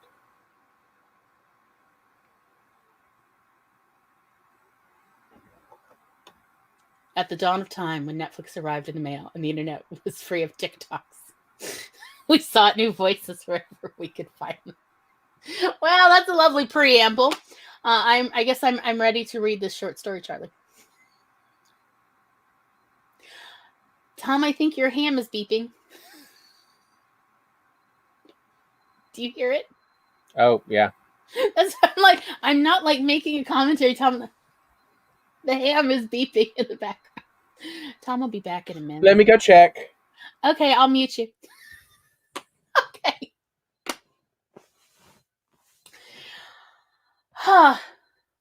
So, do we need to go to a... We can, unless there's something you want to talk about. Let's see. Maggie says, I was a buffer girl for my friends, of course. I was always finding rumors that I was the cream-filled center of a gay cookie sandwich. Oh, yes. But that was a thing. It was beards. They were called beards. Where you were like the girl who was the front for the gay guy, or the guy who was the front for the gay woman, was a beard. Yeah, I think I saw Maggie talking about when a gay man and a woman, or a homosexual man and woman, would marry. Yeah, were gay men and women marrying to pass as straight for social career pressures. And yeah, that was called a lavender marriage or a Boston marriage. Just throwing that out there. Maggie is talking about delightful Alan Rickman movies. I'm going to have to look that up. Dark Harbor's not really ringing a bell for me, but I am very interested. And I agree, Megan, about what is up with the movies and TV shows with families who loathe each other. I mean, in truth, I have met a few families like that, where particularly the siblings, even as children, do not like each other. The parents do not help their children bond with each other. It's very sad every time I come across this, at least to me, because like our family was very different in that respect. But most of the families I knew growing up, and yet, it's sort of that like birds of a feather flock together kind of thing. So being a kid who was queer, I tended to hang out more with other kids who were essentially kind of in the Q part, in the questioning phase as well. And yet most of their families, they loved each other. They loved each other even when they argued, even when they didn't get along, because they had like some sort of some controversy over who broke someone's toy, those usual kind of things. They still would defend each other. They'd still protect each other as best they could. And so it's so strange to me to see these very alienating families. And honestly, I've always lived poor. I've always been poor growing up. And I genuinely wondered, even as a kid, and frankly, I still wonder as an adult, is that like middle-class people problems? Is that like middle-class people who don't get along with their siblings and their other family members? because it's not a world I know that well. Tom just bit back to his room because he's secured the ham. Yes, Kat says drama cells. Let's see. Charlie says we always called them fruit flies because they followed us everywhere and swarmed after people that came for us. I've never heard that in my life. But, I mean, I can understand it. I love my sisters, but I wouldn't push them out of the way of danger. If there was a time for me to push them, they can move. Oh, come on. All right. I'm kind of wondering, is it a middle class thing? Well, I mean, that is the real danger of middle class. Middle class only works in stasis. It doesn't seem to be designed to work in a dynamic real world.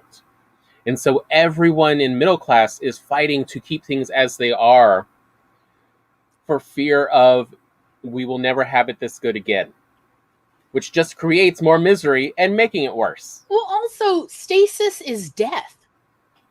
Life is growth. When you are really living as a person, you are also growing as a person the whole time because you're adding to your experiences. So your experience bank is growing, your knowledge bank is growing, and your emotional experiences are growing because you're being like inundated with more data, with more knowledge about people, places, and things. So stasis, or the status quo, is death because the only people who don't change are dead people.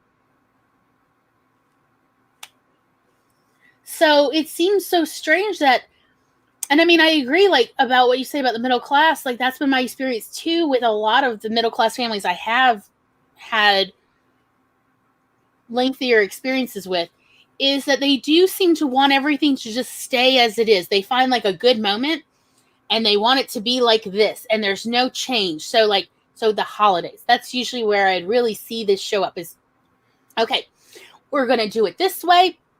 We're going to have this meal. We're going to have it at this time, and everybody's going to be happy. And then we're going to do a picture, and everybody's going to smile.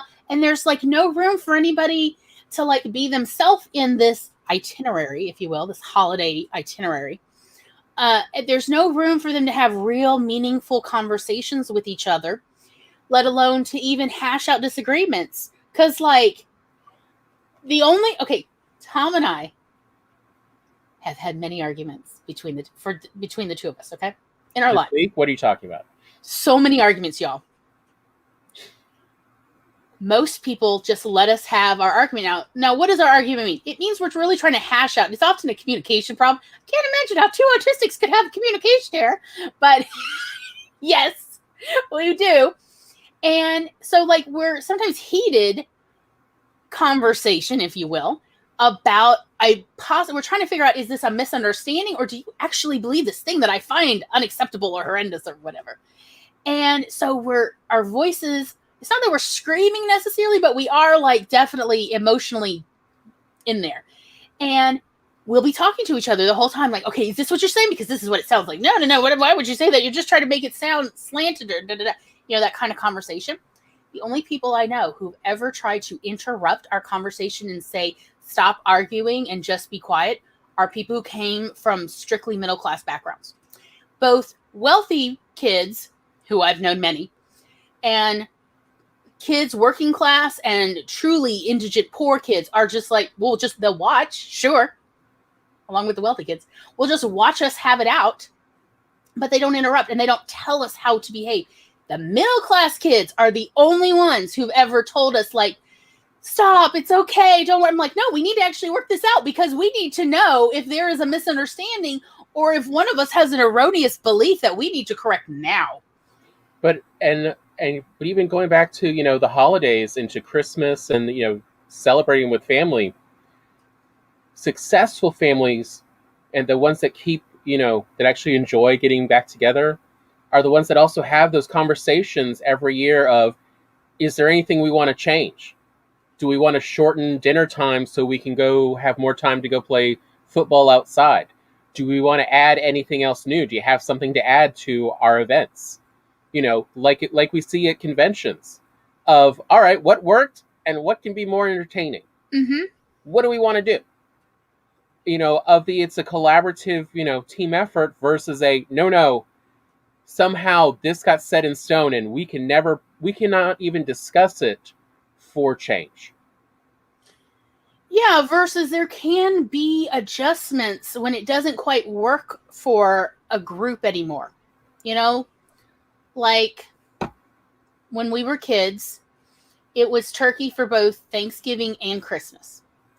And then over the years, the more we talked about it, like Dad was the one who loved turkey. The rest of us, like Tom likes turkey more than I do, it's not that I hate turkey. It's just that I'm like, yeah, all right, I'm good now. You have a little quotient for turkey. I do. I have a quotient, and it's pretty low. But so over the years, with Dad's moving away and then him dying, it's definitely where we have revisited many times of like, do we want turkey again for Christmas, or do we want to do something else? Hence, the ham. And honestly, one day when I finally get my greatest wish, it'll be prime rib for Christmas, y'all.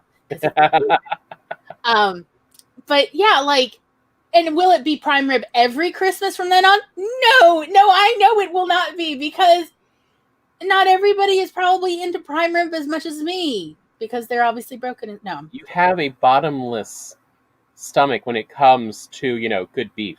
Oh, like, you like to eat steak that's good. Like, just you keep eating. I'm full. I can eat it forever.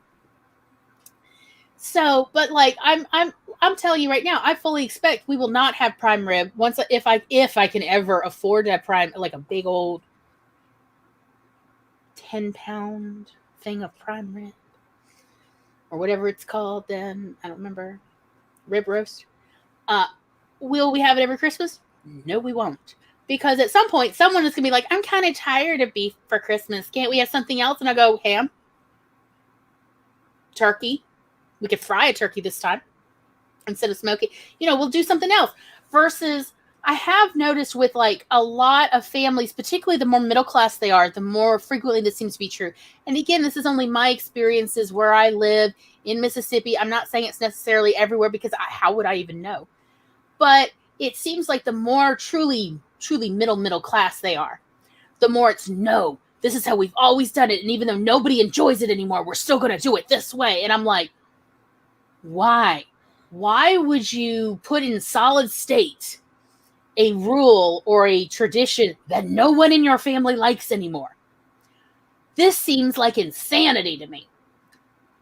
And again, that's why I've never really wanted to be truly middle class, was because they actually seem like rather miserable people, like all the middle class people that I got to know pretty well.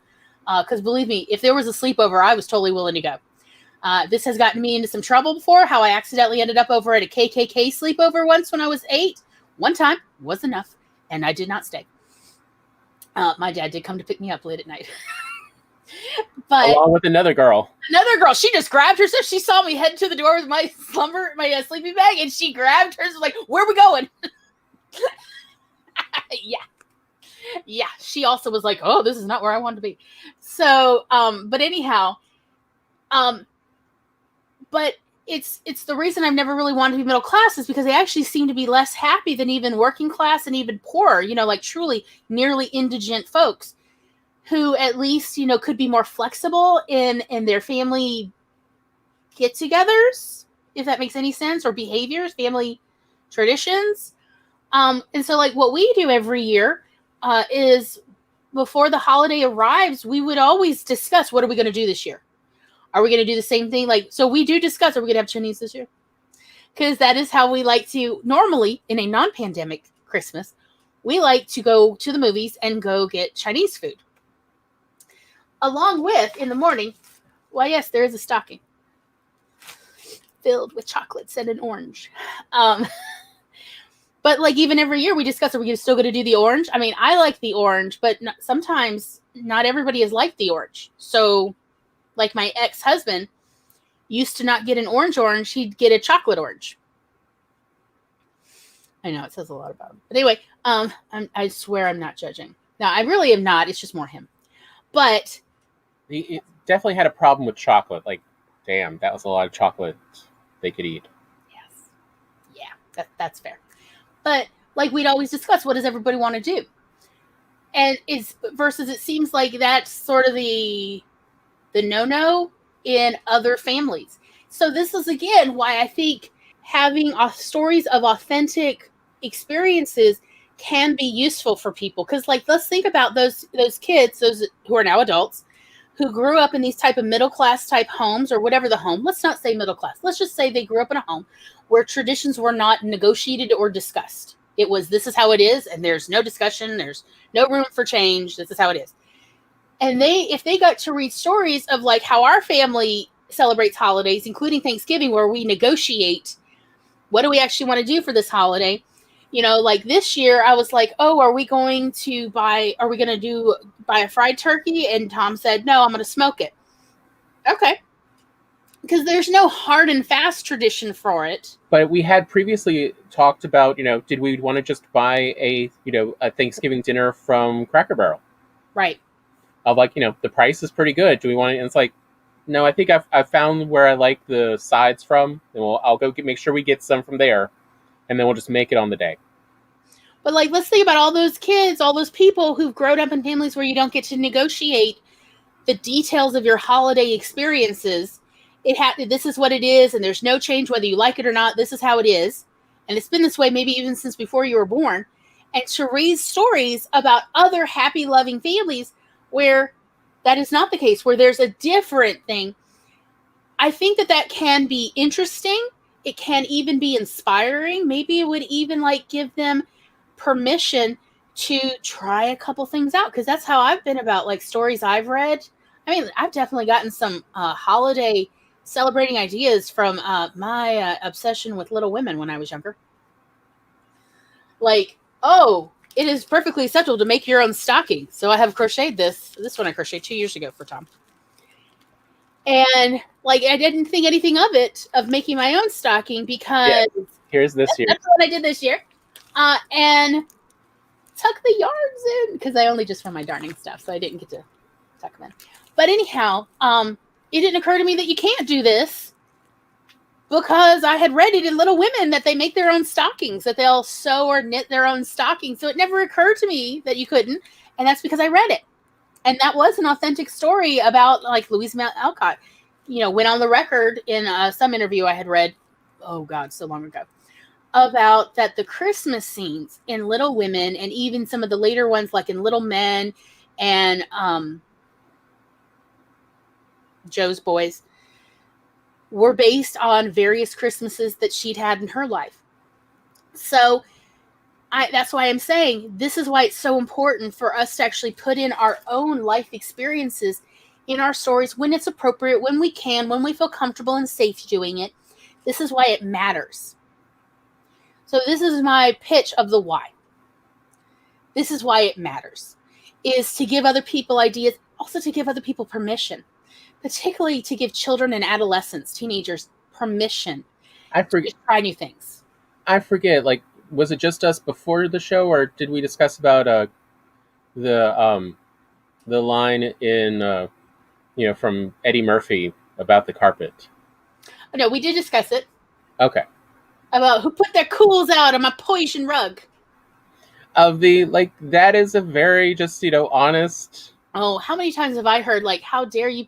Who's been putting their cools out on my coffee table? That is what I heard growing up. Who has been putting their cools out on my coffee table when there is an ashtray right here? That is a quote from my childhood. We'd go visit. Remember back when people had dens as well as parlors or living rooms? Yes. But like all the actual everything that was really happened in dens, not in the living room or the parlor. Yeah. Who's been putting their cools out? Because of course it says what it is on the butt. Who's been putting their cools out on my coffee table? Which really, now that I've grown up and I'm like, who put their cigarette out on a wood table? That's crazy. Now that I'm an adult, I'm like, yes, I am still upset for this person on their behalf.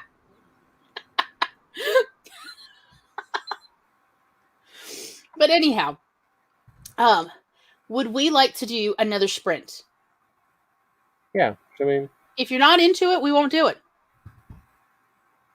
I'm good. What I want to do. We could do a 15-minute sprint, give everybody a little time, stretch, bathroom break, maybe write a little, maybe check that window and see if the WD-40 has worked its way in. Because WD-40 sometimes takes a little time, according to my father.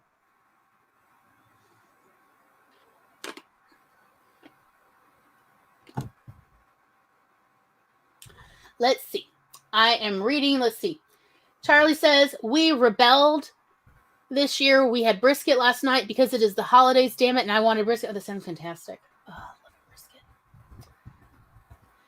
Yes.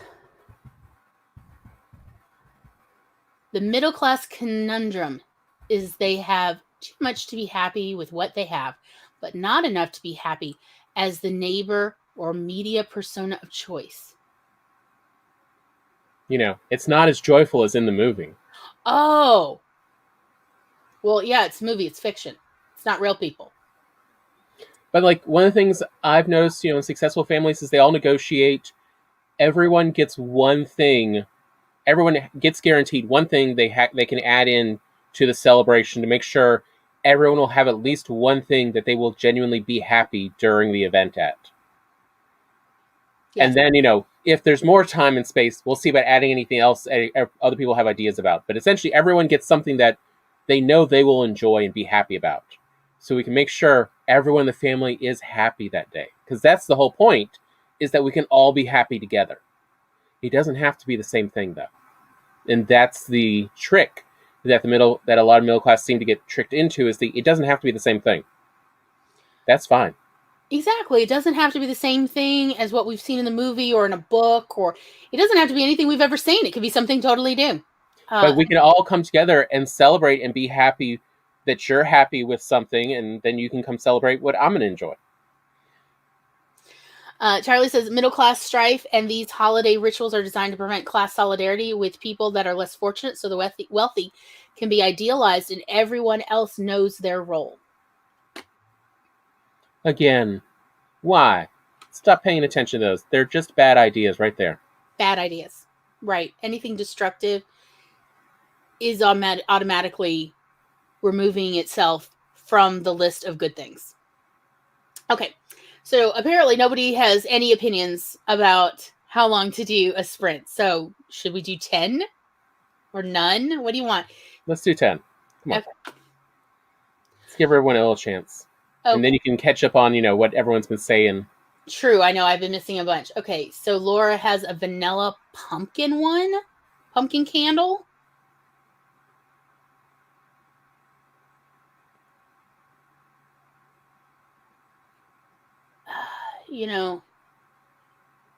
If I can actually figure out what I'm doing. Oh, seriously. Glory, come on. Okay. Do. Vanilla pumpkin marshmallow, y'all. Okay.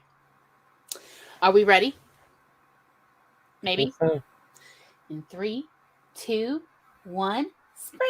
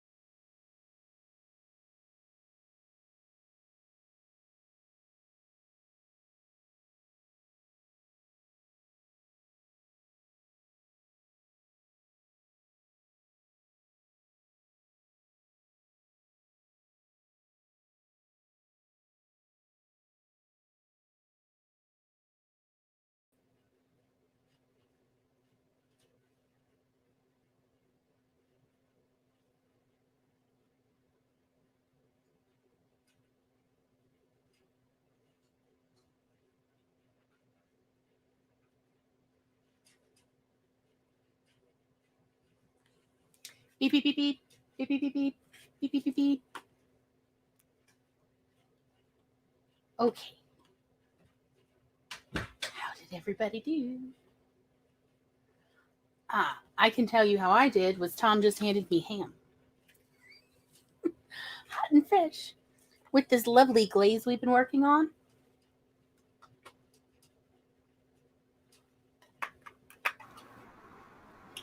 It was already spiral cut.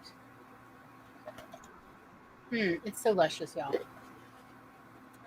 So if you are in our Telegram group for recipe research, we have posted updates to the ham glaze that we've been working on. And if you would like to be in our recipe research Telegram group, let me know and I'll send you the link. So anyhow. And I'll go post up some pictures to Charlie's Discord for those who need to see what was in the oven. Thank you, Tom. So that is what we accomplished. Let's see what's in the chat.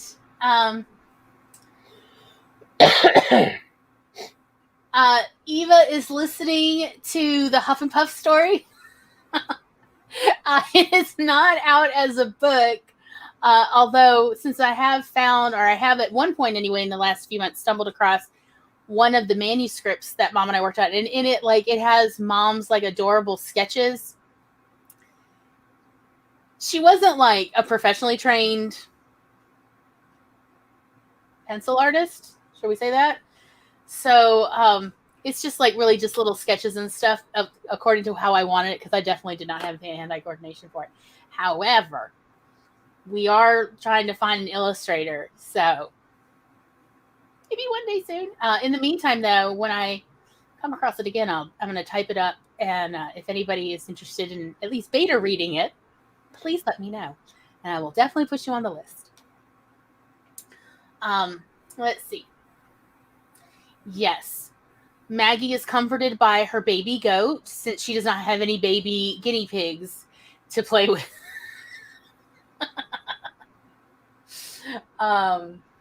Goat check. Yes, that is what our breaks are. Let's be brutally honest. They are goat checks.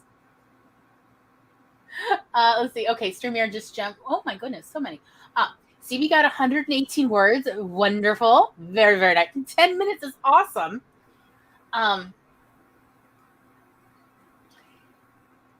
Yeah, didn't leave out enough Christmas candy for the little goat babies to nibble on. Oh my goodness. Megan made thumbnail for her new video. Now just needs to edit the video. The dreaded edits. You go, Megan. You can do this. You are so talented. Seriously.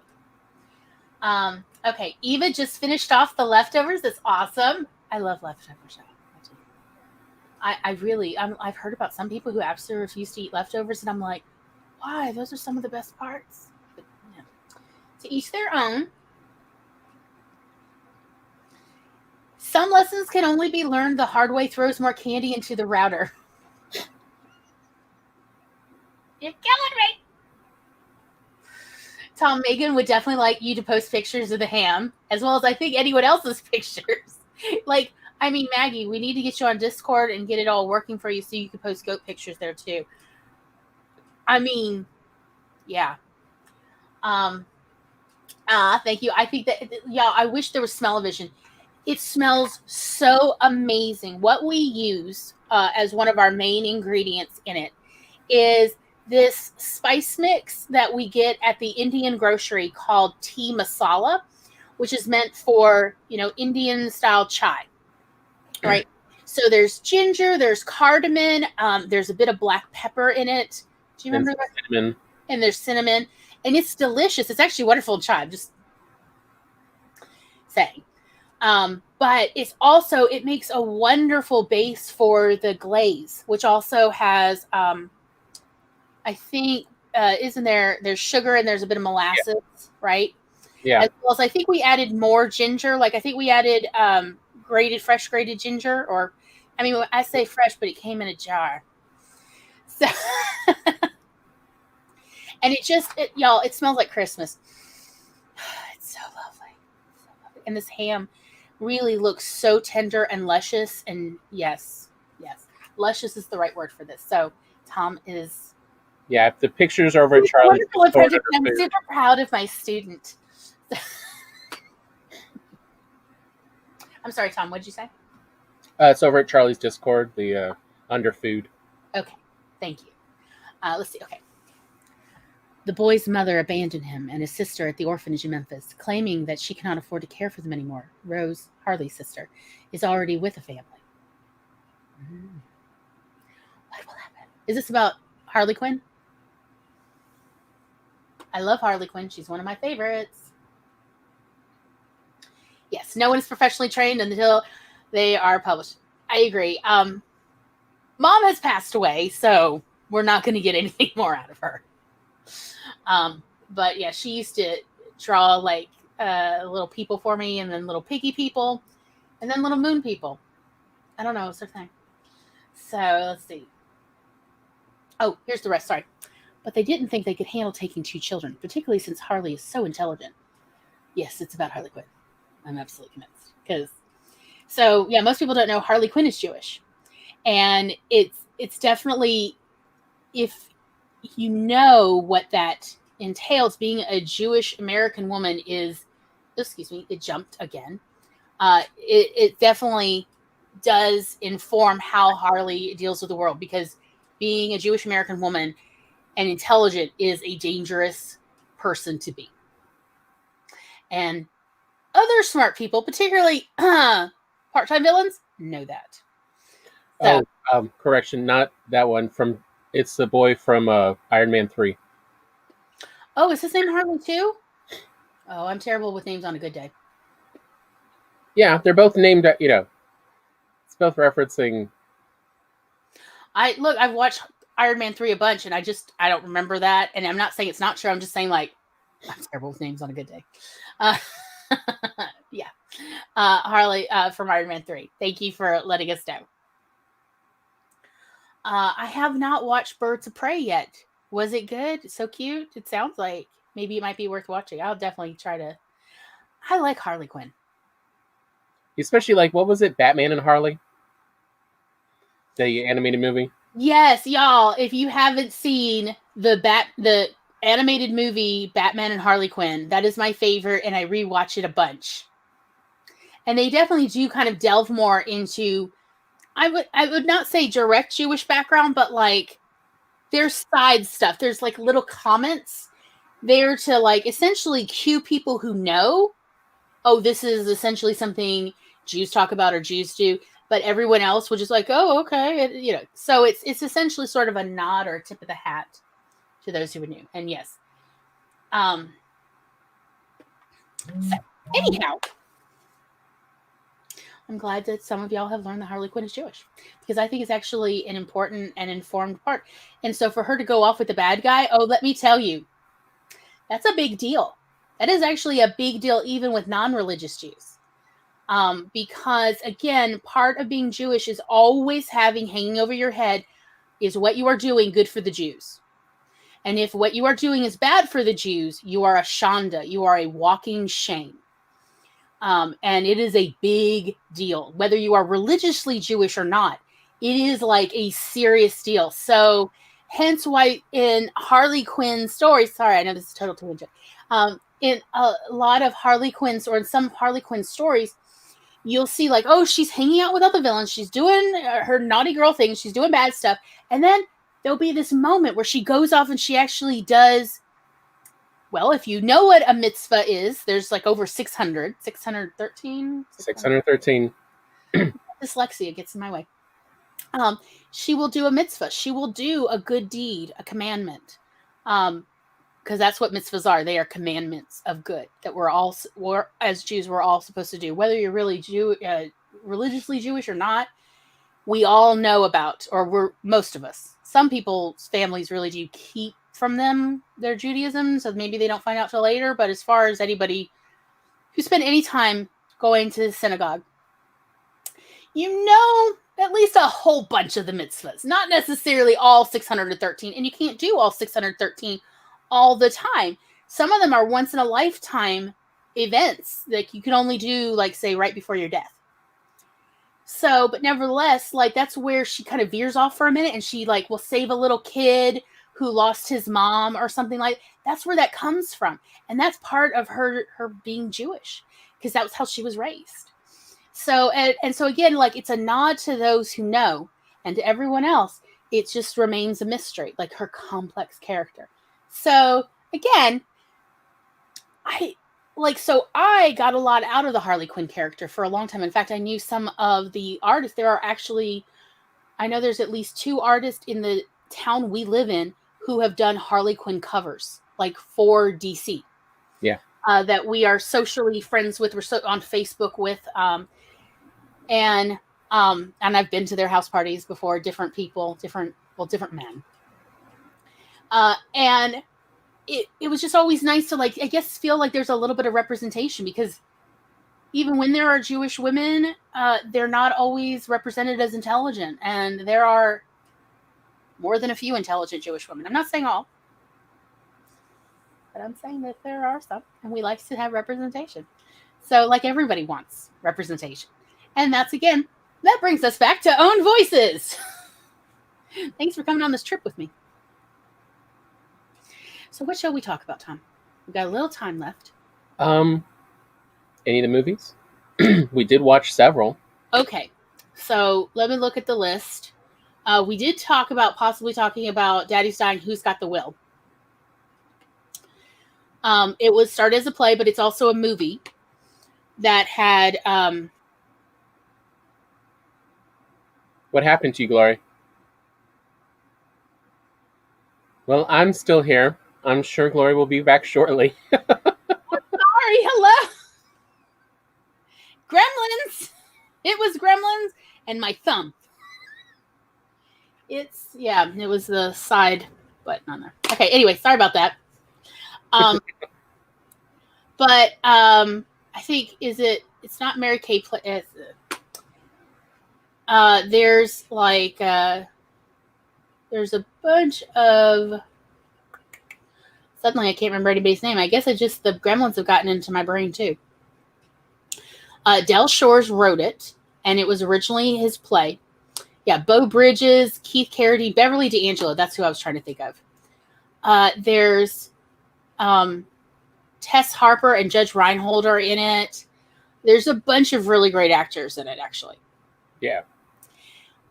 What I think that it brings to the conversation is it is a really lovely way to show writers, whether you're trying to write plays or you're trying to write stories.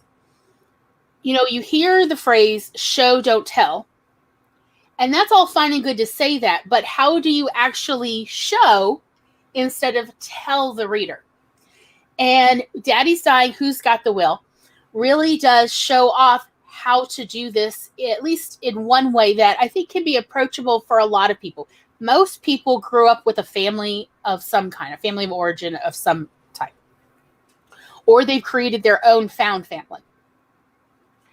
And so what it's doing is he shows all these very, they're I would say 3-dimensional characters. I don't want to quite say diverse, but they are their own people. And how they interact with each other, he doesn't have to go into a whole lot of blatant exposition to describe their backgrounds and their origin stories, or however you want to look at that. He instead, seeing them interact with each other, a lot of essentially family baggage and old memories come up as they're discussing it, both with their present moments and, maybe this reminds them of, when Daddy used to have us go sit around the piano and sing church songs. So I think it works out quite well to illustrate, that's the word I was looking for, to illustrate how to implement a show, don't tell method, so that you can avoid out and outright exposition, as well as to still inform the reader, the viewer, the audience, the background for each character so they feel more fleshed out. And so that we see that they truly are different characters. Sometimes this drives me nuts where you have multiple members of a family, like say there's the grown-up siblings and some older parent or aunt or someone. And honestly, several of them seem like they honestly could be the same character. Like there's not much difference other than maybe their clothing is different. And sometimes even then it's like, do they even bother to make the costumes different? And that kind of drives me nuts. Because if honestly you have two characters who seem practically interchangeable, well, then why not just have one character who carries the load for both the characters' dialogue? So, but that is not the case in Daddy's Dying, Who's Got the Will? Instead, these are truly individual characters. They, unlike a lot of familial stories, I did not have a problem remembering every character's name because they are so unique that it was not hard very quickly to pick up Lurleen and Orville and Harmony and Sarah Lee and, all like, oh, no, and what is it, Mama Wheelis? Like, oh, they say it frequently. But, like, sometimes I've even had movies where they say the characters say each other's names all the time. And still it's like, I don't know. It was the older one. And instead, oh, no, these characters are so distinct, there is no confusing them. No. I love that. And that can be really enjoyable for readers when you have distinct characters and they are essentially reacquainting each other about themselves, so we as the reader are getting to know them as well. Because again, we do want to avoid outright exposition. The reason we want to avoid it is because it's tedious. It can be kind of boring to read. Like, I mean, it's fine in your first draft. Absolutely fine. Do not worry about any freaking writing rule you've ever heard in your life when it comes to your first or zero draft. You just let it rip. You don't worry one freaking bit, okay? But in the revision and editing process, that's where you're going to want to, like, how can I do this without just, again, stating someone's backstory? Well, you can have a conversation. And from there, you pick up something from your own life, like a memory you might have of sitting with another family member in the middle of the night, eating a piece of chocolate cake or whatever, something, and having a conversation about. So there is a conversation that happens. I think it's after dinner between, I want to say it's Lurleen and Sarah Lee, where they're smoking at the dinner table. I know, smoking inside. Oh, doesn't that feel dated? Like cigarette smoking. And Beverly D'Angelo's character is catching up her older sister, on all the men since the last husband. Oh, no, Abdul was whatever. No, Roger was the one who beat me after Abdul and I divorced. You're like, and again, look, that is better than just outright exposition for the reader. Yes, Tom, what did you... I was say, for anyone who's trying to remember, who these people are, Beverly D'Angelo is, the mom from National Lampoons. Yes. And Judge Reinhold is the innocent character, the innocent cop from Beverly Hills Cop, the tall white guy. That's Judge Reinhold. And I can't remember Beau Bridges, like you should know him from a lot of movies. Oh, yeah. He's in a lot of movies. But yeah, they're just all really good, They're not known for their looks. They're just good actors. Yeah, they are good actors. So, as I said, like, I think it's a very good example to show, and like an enjoyable way to see these examples in action, to see how to avoid the dreaded exposition monster. Or the exposition dump. It can get so tedious. Like, yeah. Like, as I said, it's fine. Honestly, as far as I'm concerned, it's fine in the first 5 drafts. But honestly, by the time you're in the 10th draft, please, like, at least have 2 characters converse with each other about this, or at least one is informing the other, so it feels a bit natural, and so we can get to know the characters and how they interact with each other a little. If nothing else, there's always the misremembering something, and so the other character's correcting of, no, what actually happened was. Mm-hmm. So at least it does feel a little more natural when they're letting you know this information. There are really engaging and lovely ways to still describe your own personal experiences, but in a more engaging way than just a straight exposition type story. And there is nothing wrong with a straight exposition type story if that's all you have. You know what? It's on paper. You're already ahead of the game. Because there are so many people who've died who never told their stories, and they've died with their stories. That is the real tragedy, y'all. I'm trying to glaze off my fingers. It's finger licking good, Tom. Okay. Did I miss anything in the chat? Just Eva not being able to remember these faces at all. Oh, okay. I was wondering, like, I saw it like moving, and I'm like, oh God, what's going on? Are we okay? And then how she's going to go watch this and then come back and not remember a single name. It's fine. You know, Daddy's dying. Who's got the will? Oh, let me tell you. So I watched it, and it did make me tear up twice, because every time, so Daddy is in the movie, and he doesn't die till the end. I mean, he's older. It's not like he's 40 or something. I think they actually state his name, but his age. He's like, I want to say like 80 something, but he's old. He's older. And he's had a turn for the worse. If you're Southern, then you know what about. This is, the vernacular. And one time after his turn, he does get up, because like he's starting to have problems where he's talking to people who aren't alive anymore. And, various caregivers are having to correct him. And at one point he gets up and he sees his adult children and Harmony, Judge Reinhold's character, playing. They're all singing around the piano. But what does Daddy see? We then cut to, and we see them as little children singing in little children voices. And it makes me tear up every time, because yes. So it can be so touching to tell own stories. So I highly recommend everybody give it a try.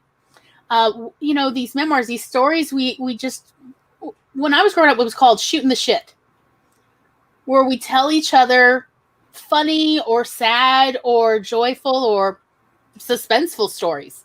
Oh, there have been so many suspenseful stories I know of that starred a possum or a runaway tortoise or a donkey with a broom in its mouth chasing naughty boys. I know so many suspenseful stories that star animals, and I suspect that most of us have stories. We need to write them down, even if they only stay in zero draft or first draft for years. At some point, you will feel like you have the skills to then revise and edit them a bit more, and then share them with the world. And if you want to feel a little more comfortable writing these out and see how others have tackled it, what's her name? The blogess. Jenny Lawson has made a career out of telling these stories about her family and herself. Yes. And I do recommend, I love both of her first two books. Actually, her third one is a coloring book, and I bought that for Tom a couple years ago. And it's also excellent, I must say. But yeah, her first two books also available on audiobook. I do recommend them. The first book in audio she reads, and the first third of that, the voice, there was something going on. She talks about it later. But she talks about it in the second book, actually, because she was really nervous. She was so scared. And she's I think texting Neil Gaiman in the bathroom. I'm like, I don't know what I'm doing. I don't know if I could do this. He's like, you can do this. You're great. You're good. And you can honestly hear it. Because in the second book, she talks about where she was. She'd recorded the first day and was like, it's terrible. And I can't believe I said I would record this. And I'm the fool. And she's texting Neil Gaiman, who she had met recently at that point. And he's like, you can do this. You go back there and you be amazing. And she's like, okay. And then I could hear in the audiobook, there is definitely a difference. In the first book, after her story about her conversation with Neil Gaiman in text message while she's hiding in the ladies' bathroom. So, again, she really does do Own Voices stories so well. They're so enjoyable. I do recommend both of her first two books that are, essentially, I guess we would call them memoir type, even though they're mostly humorous stories. But they're in that Southern tradition of storytelling where it's, all right, let me tell you about this thing that happened.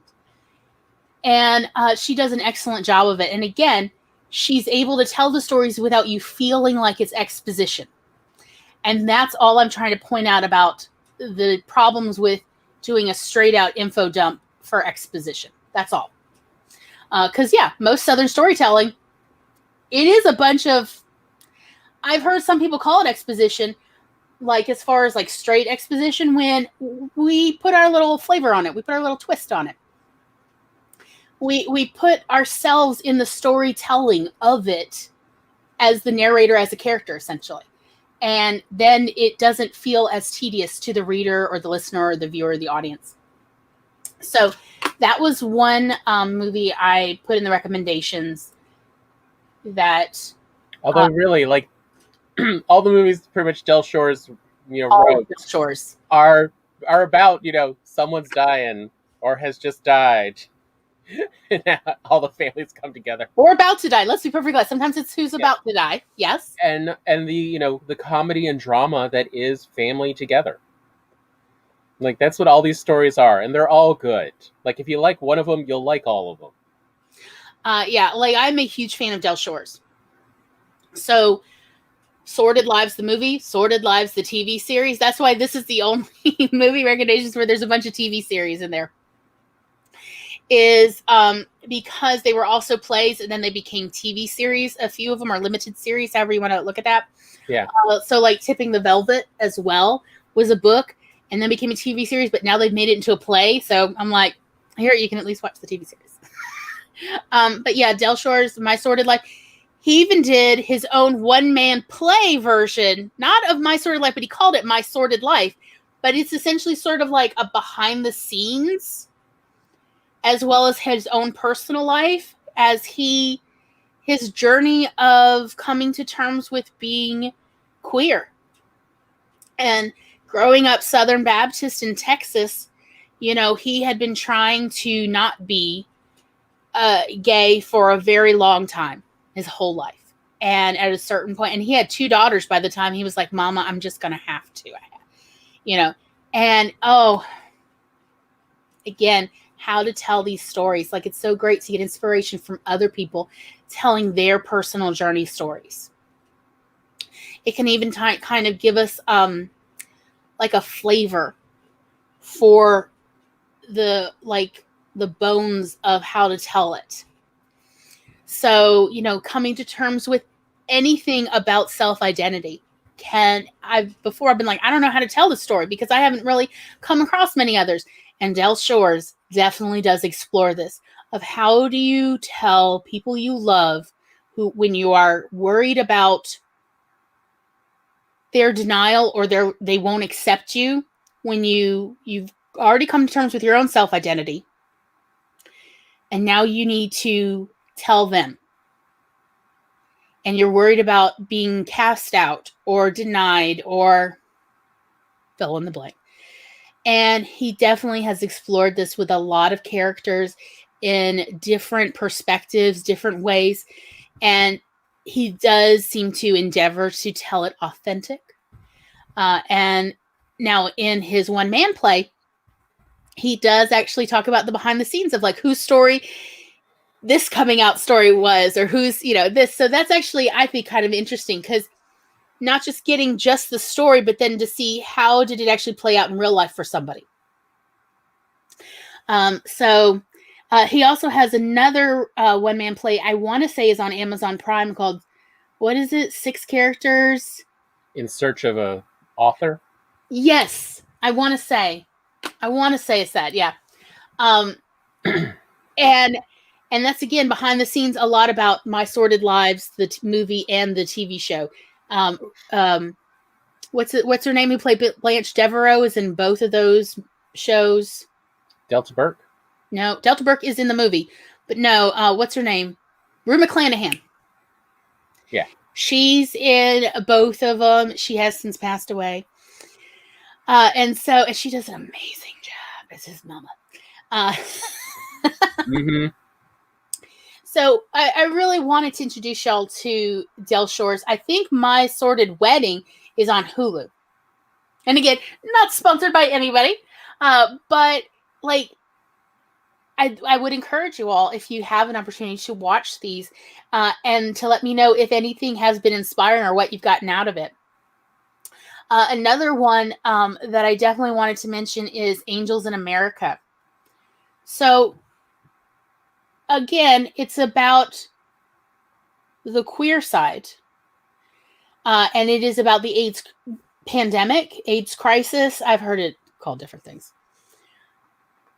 What I liked about it was, number one, it could be touching without getting bogged down in soppy sentimentality. And also because so much of the time it seems like we have, for queer characters, for queer storytelling, we've got the coming out story. And then in the Hays Code tradition, we've got like the life-ending tragedy. And for a long time, it was the AIDS crisis or the AIDS pandemic. It was, oh, they've got HIV, and this is how they shall die, whether it's with dignity or grace or none of the above. And while, yes, Angels in America does have all that, it also has a lot of just living and loving. And I really got a lot out of that when I've caught it a couple times in my life. And when I was younger, I got a lot out of just seeing how to tell the quiet moment stories. Because so much of the time, people want the high drama. And I mean, high drama can be a lot of fun. It can be very enjoyable to read or to watch. But why does that have to be the only thing we tell? What about the sweet little stories of just going grocery shopping for and with the person you love, and how you interact at the grocery store? That's lovely and beautiful, and it's not a big event. It's just living. And I want to see more of these. In Japan, in anime, it's called slice of life. It is one of my favorite subgenres of anime. I mean, Tom could tell you, I have been on a serious hunt for years for slice of life anime that's dubbed, and occasionally subtitled, but like, because of my dyslexia and stuff, I can't sometimes read as fast, or often when I want to watch it at night and my eyes are already tired. Yeah. So the dubbed, it's like, because nobody wants to dub the slice of life anime, and I love slice of life anime so much, y'all. And sometimes they do like some odd mixes of like witches, slice of life. And I'm like, I'll go for it. Or what was that one about these two little women? They are like literally little women in the woods. They're named after the characters. Yeah. They are little women in the woods. They live like in a tree. With a bird. Or no, a beetle moves in at one point in one of the other apartments. I love it. Even though it's not my slice of life, it's just the quiet. Not at all. No, I have literally no experience with this. I mean, one of them ends up going and getting her hair done at a salon that she stumbles across because it's in a mushroom. It's in a mushroom, y'all. It's in a mushroom in the woods. And this hairdresser carved out a little salon out of a mushroom. I'll take it. So, but I love this kind of genre, and because it's really, it's storytelling about the quiet moments, the little cozy. Yeah, I'm really into cottagecore. It's about the cozy little life that like rural people have, country people have. There is an anime series, and it takes place out in the rural country in Japan. I swear to you, all it is one animated commercial about Chinese candy after another. And I watched the whole thing, and I am looking forward to season 2 getting dubbed. I love it. The other one was Hakume and Mikochi. Oh, yes. The one about the little women, Hakume and Mikochi. And let me see. What was that one called? Candy and Snack Shop. That's what it's called. Well, Show it's usually not translated, so it's Dagashi Kashi. Right, and I swear all it is these characters talking about candy, because one of them works at candy. That's literally, I mean, they occasionally go on adventures as it relates to snacks and candy. And I still love it. I watch all of it. Again, because like Japanese storytelling truly is like Western styles. Who cares? And I love that. I'm like, yeah, show me some different ways to tell these stories. Because, like, so I don't know if y'all have ever heard, but like RC Cola and peanuts is a thing. How do I tell a story about enjoying RC Cola and peanuts at summer camp? How do I tell this without it just being like a bland commercial? I'm not trying to do that, but also this is a central part of all the social interaction about RC Cola and peanuts, or in my case, peanut M&Ms. And so seeing other ways, other people's attempts to tell these kind of stories or stories using these devices can be very inspirational for writers. And so, again, yeah, I love Slice of Life because I'm always trying to tell essentially my nonfiction stories in a way that general readers can enjoy. I do not want it only to be people who are queer and Southern. I want everyone. I want people who, have even like never been to America to be able to read my nonfiction stories and to really feel a connection, because at the heart of almost all of my stories is love and compassion, and often a bunch of funny jokes. Because if we can't laugh at life, it just gets bogged down, y'all. It just gets bogged down. How are we doing in the conversations? Coke bottles and peanuts.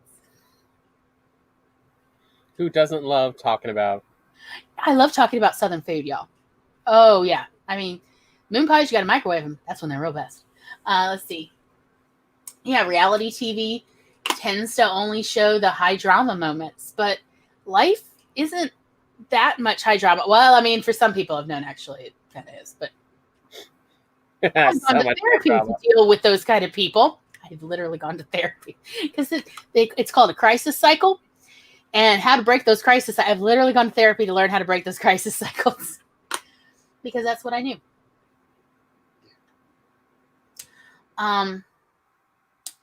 Let's see.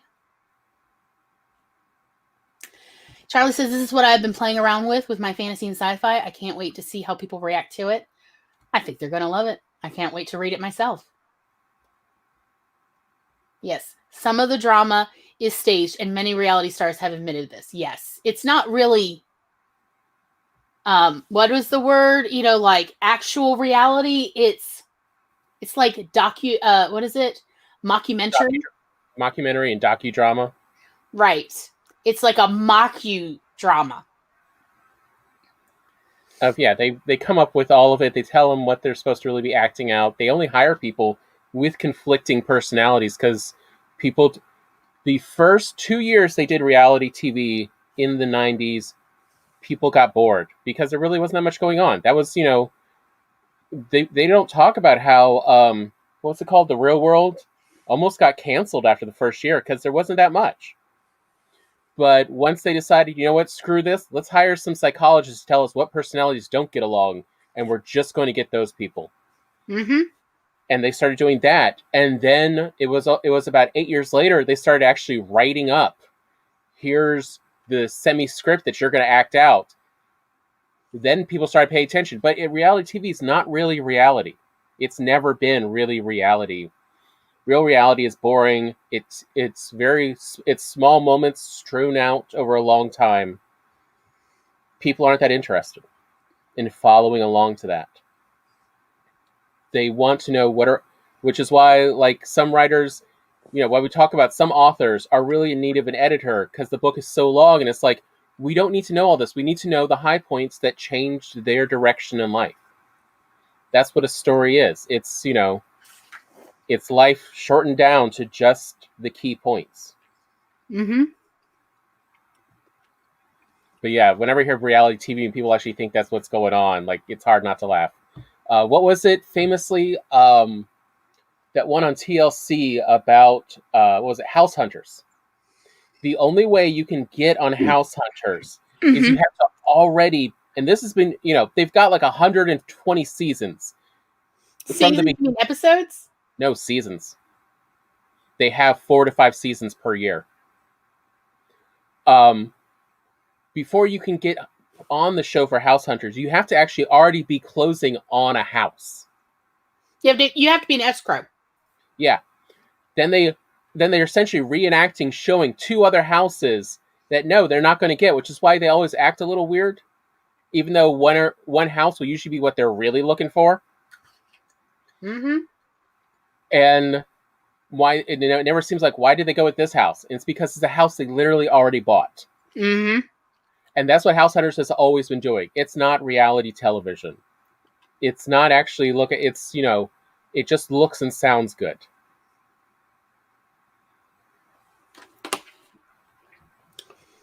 Okay. So, did you want to talk about the Two Faces of January? Or the Boys in the Band? Or should we talk about Desert Hearts again? Skipping the Velvet. I'm going to talk about Two Faces of January real quick. Okay. Just in that it's a great suspense movie. And Patricia Highsmith does have a rather unique storytelling in that none of her characters are ever good people. They're all bad people. So you're not actually that upset when bad things happen to them. they've all set themselves up for this. Yeah, that's fair. And so, like, that's actually what I enjoyed is, you've got Two Faces of January is you've got a con man working in Greece and Athens, who's, from America. And you've got this rich couple from America who are on the run because the husband literally ripped off a gambling syndicate with investments that were non-existent. He literally took the money and ran. Wow. And so, the gambling syndicate's coming back for them, and and murders and deaths start happening. But it's always a suspense though, because no one's necessarily actually a good person. Who can you trust? And the main point and why it's called the Two Faces of January is really it's referencing Janus, in that both the con man and this couple, the husband in this couple is just an older version of the con man. And he recognized it, even though he knows the con man doesn't really recognize. Like, be careful. Someday you're going to look back and you're going to see me. Mm-hmm. And so it is just fascinating to suspense to see it. You're just led along the entire way of, all right, who's going to betray who versus who's going to be human. Like, none of our characters ever stop being human. Like, one of the not reality moments of modern video games and D&D and role-playing games is how easily people kill. In reality, humans have a hard time killing another human, even if there's no chance of them being caught, unless they actually have sociopathic tendencies, and are a danger in society. All humans really have an issue with killing, and that's what we see in all her stories is they could, but they don't want to because that's more unknown. That's more problems. Humans don't want to. So, like, all our characters, even if they're bad, they do bad things, they're not actually awful people. It's just they want an easier life. And having an easier life, what was it about, taking the easy way makes men in river crookeds? Yeah. Mom used to have a mug with all these lawyerly axioms on it, and it was called Nixon's Rule or something like that. Yeah. Of the path of least resistance is what makes men in rivers crooked. And that's what you see in these stories. And why, and how the suspense can just stay ratcheted up. I mean, and in that sense, like, they're all great stories. Like, that's what I love about Patricia Highsmith's, as well as, stories like North by Northwest. Okay, so here's how it goes. They'll tell you from nearly the start, sometimes in the first scene, they will tell you what's going to happen. Like, what is, like, the final culminating event. It's usually some sort of violence or somebody getting caught, going to jail, whatever, something. And then for the whole story, you're just waiting for this to happen. And you get a bunch of fake outs, like where it almost happens, but it doesn't quite. Like, someone escapes, someone gets away, somebody disappears, and then reappears later somewhere in another town. But she, like, you just, and it's just that piano wire tension of just you keep thinking, oh, is this when it's going to happen? Is this when it's going to happen? Is this when it's going to happen? Until finally it happens, because Patricia Highsmith always gives you the payoff. Unlike some writers who tick some buttons for me, if she says you're going to get, this, somebody's going to get murdered, and she'll even tell you who gets murdered. Oh, she'll tell you from the freaking start. From the first or second scene, who's going to get murdered, and then you're waiting the whole time for them to get murdered. And is this one? Is this it? Is this it? Nope. But she always pays off, unlike some writers who, they say, this is what's going to happen, and then it doesn't happen, and you're like, what did I freaking read this whole story for? I could have done something else with my life. I could have painted my nails. That's what I like about Patricia. She always gives you the ending that you're waiting for. She may draw you out. She may make you wait for it, but you always get it.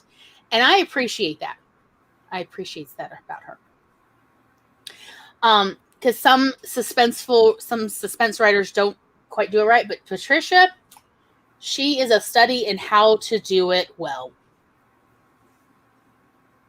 As well as, yes, she has said that there are more, that pretty much most of her stories have at least some autobiographical elements. And she claims not to have killed anyone. I'm not kidding. No. But that, like, some of the conversations and things, even in the Ripley stories, she says are based on real life experiences she's had. And I think that's what gives it such a relatable flavor for readers, is that, it's the kind of conversations real people have. Because I've had conversations like that.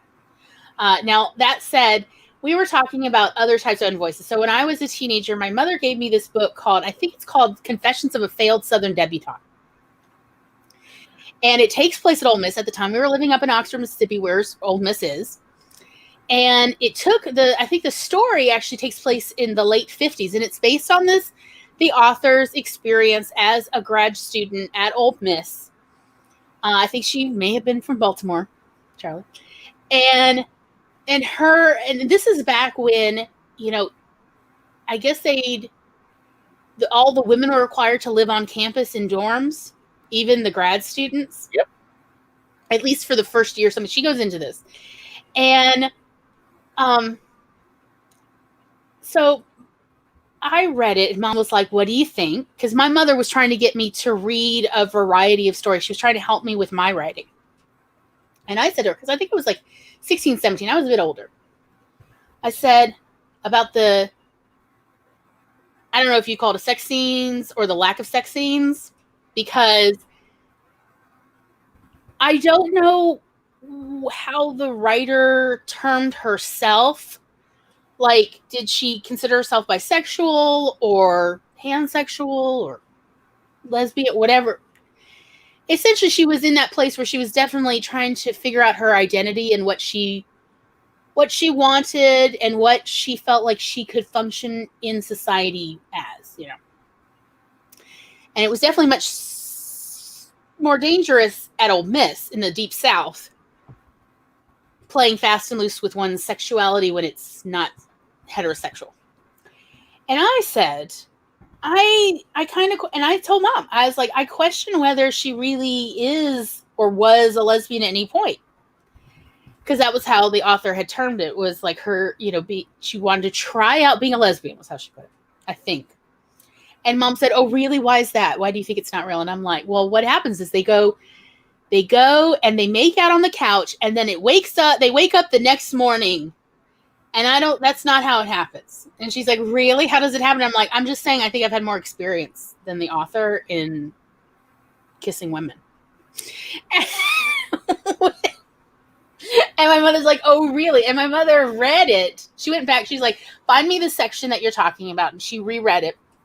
And then she came back. Like, we talked, like, we would, what happened was we would go garage sailing on Saturday mornings together. And we would have these long conversations in the car in between all these yard sales we'd go to. Because we go all over several counties to yard sales. So we go driving. We'd be out there for 4 hours or more, just driving all over Hill and Dale, Mississippi. And Mom said to me, like, it was probably like two Saturdays later, she's like, okay, so I've read the section you were talking about. And I think that might be an editorial issue, like since it was traditionally published book, that maybe they edited it down. This seems like it was cleaned up by, yes, agree, someone who's not into illicit kissing of women. That's how my mother put it. Illicit kissing of women. Well, I think various people were engaged to other various men. I don't know. There was, it's complicated. It's called, being a Southern debutante. I don't know what to tell you. So, and that was where I started understanding that traditional publishing means having your voice filtered through the voice of white, heterosexual, Ivy League America. And that what they do is they take all the mustard out of the sandwich. They take all the unique flavor you bring to your storytelling and they tighten it up. And that's what I'm essentially trying to get back to and trying to share with y'all of how to put the mustard back in your stories. So, Tom, where are we? Let's see. Charlie chimed in with "Good morning, Baltimore." Yes, good morning, Baltimore. Yes. And Maggie, reminding everyone of the quote, "Please ignore my browsing history. I'm a writer, not a serial killer." Oh yeah, me too, honey. Me too. Which, of course, I had to mention. Remember when writers had to explain to librarians I'm a writer. That's why I'm researching poison. Yes. Yes, and there is at least one, if not several, books of poisons for writers. Eva is not going to get snow. It's now going to be freezing rain. Oh, yeah. Yes. Versus Maggie is getting plenty of rain, having plenty of snow. It's now blustery. She's had to put the goats in the barn and turn up the heater. Poor baby. So, yeah, it's getting very chilly for Maggie. And then Maggie's most recent, I do, but funny thing, I Googled deboning a human and Overlord Google does nothing. A Google Christmas gathering and Overlord Google immediately wants my location. There's so much going on here and I'm not sure what. They don't care what you're doing unless it's something they can advertise to, really. Christmas gathering, well, Google wants to know. Right, but nobody's trying to, advertise to somebody who's Googling how to debone a human. I imagine it's probably pretty similar to deboning a pig, but I don't know. I haven't given this a lot of thought. I just know, humans are called long pig or long pork. Yeah. And then Charlie's, buddy banging is a thing around here. I'm not gay. It's just helping a buddy out. There's so much to unpack with that, but anyway. Again, on the long list of things I don't get about men. And the one, no, that's not gay. That doesn't count. It's like, really? It seems pretty gay. Something. It seems queer. But that one. It just seems queer. Circle jerks seem really queer. Oh, Tom, you had to go there. I don't get the world, okay? I just don't get the world. That's fair. Supposedly I'm human, and I just don't understand others. That's fair. So, I think we've pretty much talked about all the movies and TV shows and stuff. Well, I mean, like Tip in the Velvet, I didn't talk about as much. I mean, when I was still trying to again, I had been shoved back in the closet so many times at that point. And by the time I was in my early 20s, shoved, forcibly shoved. There's something maybe to bring up. What? Handling being shoved back into the closet.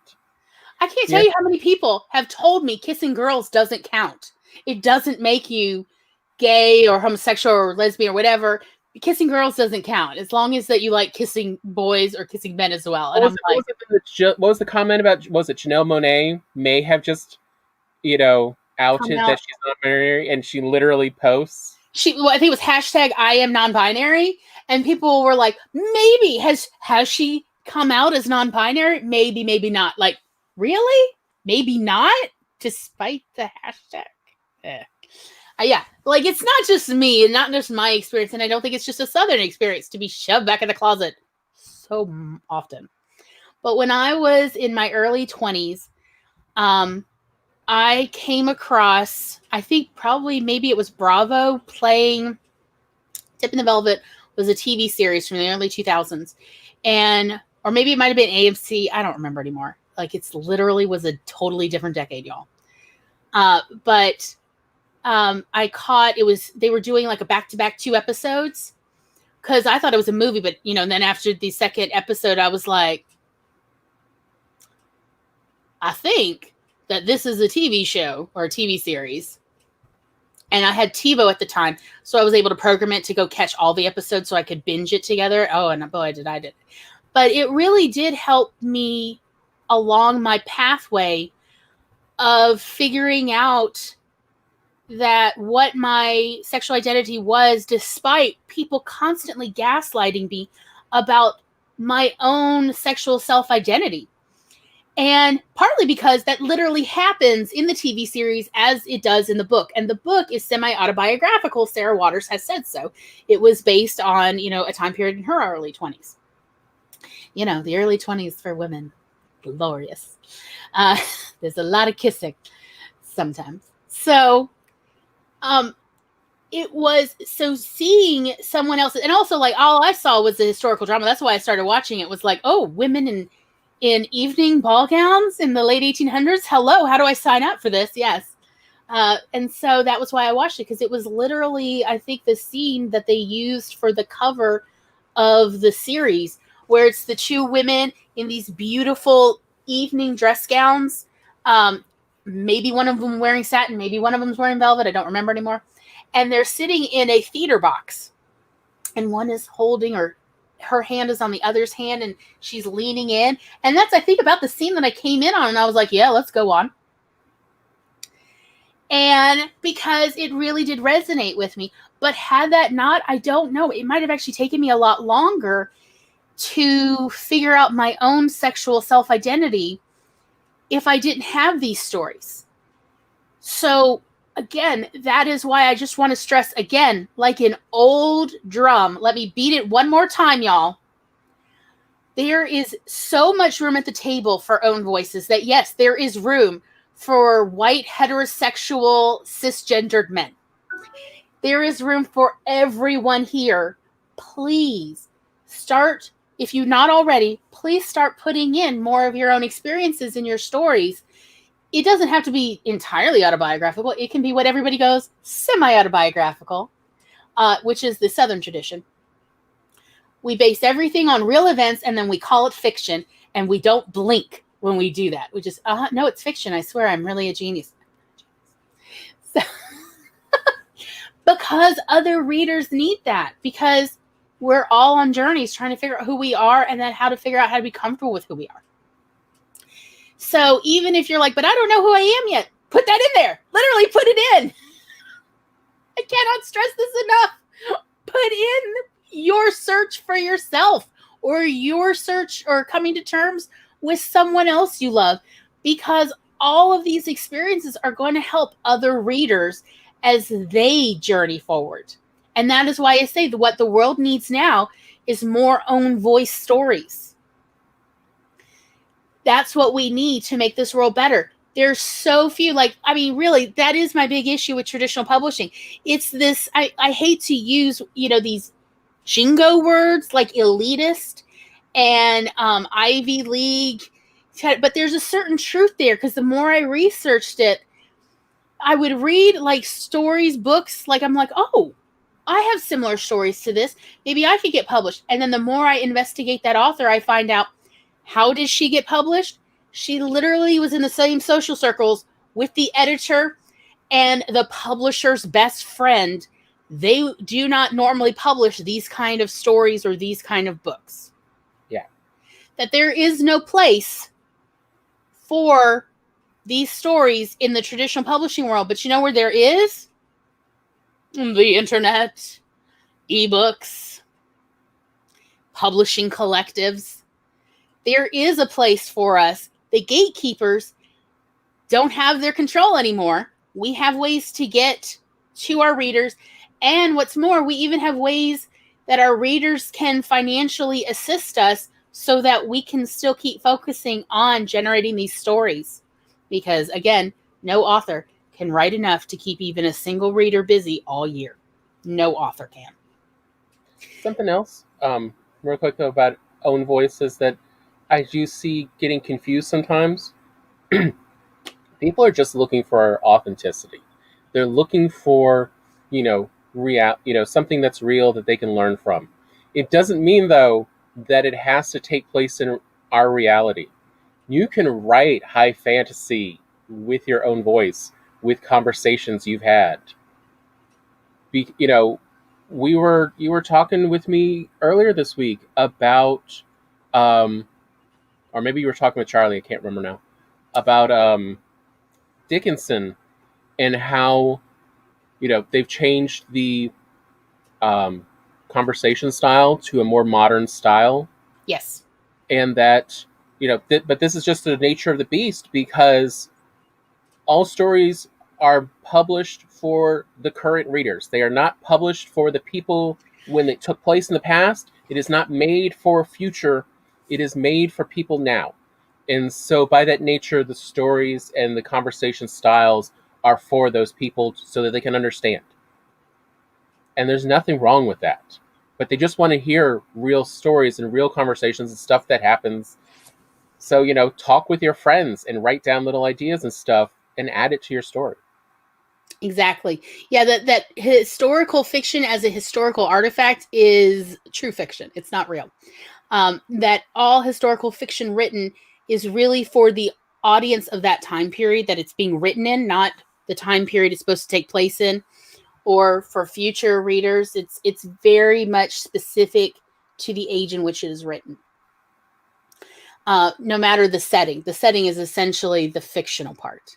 So you don't have to write it in what you think is how people used to talk during whatever the setting is. You can write it in your own vernacular, and it's still perfectly valid. And if anything, readers will find an easier time reading it, quite honestly. So yes, you can use historical figures and have them speak in modern vernacular, and to hell with what everyone else thinks. If anything, most of the time that's actually more accurate to how they spoke versus what people... Like, whenever I hear ye, the Y in Old English was pronounced the. It is, they're literally still saying the. There's no thy. So hear thee, hear thee. Yes. It's not hear ye, hear ye. Yes. It's hear thee. It sounds more modern than you think.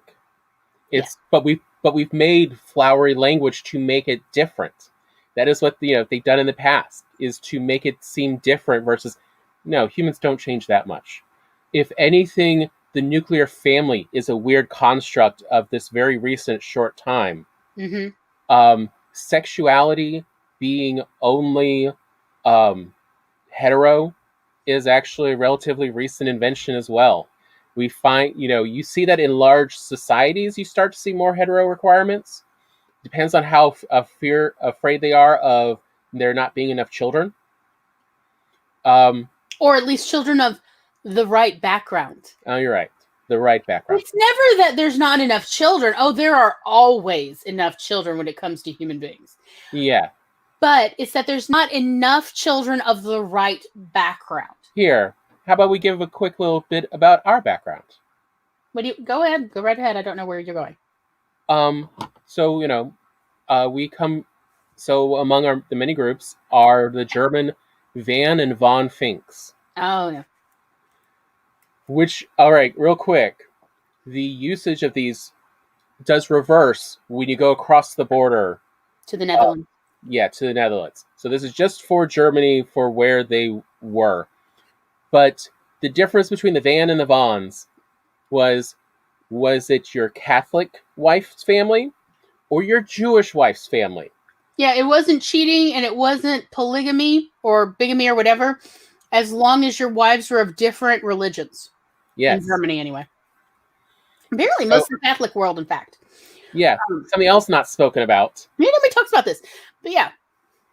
And so, and the part we were entertained by is the Catholic side. There was literally 2 children in this marriage.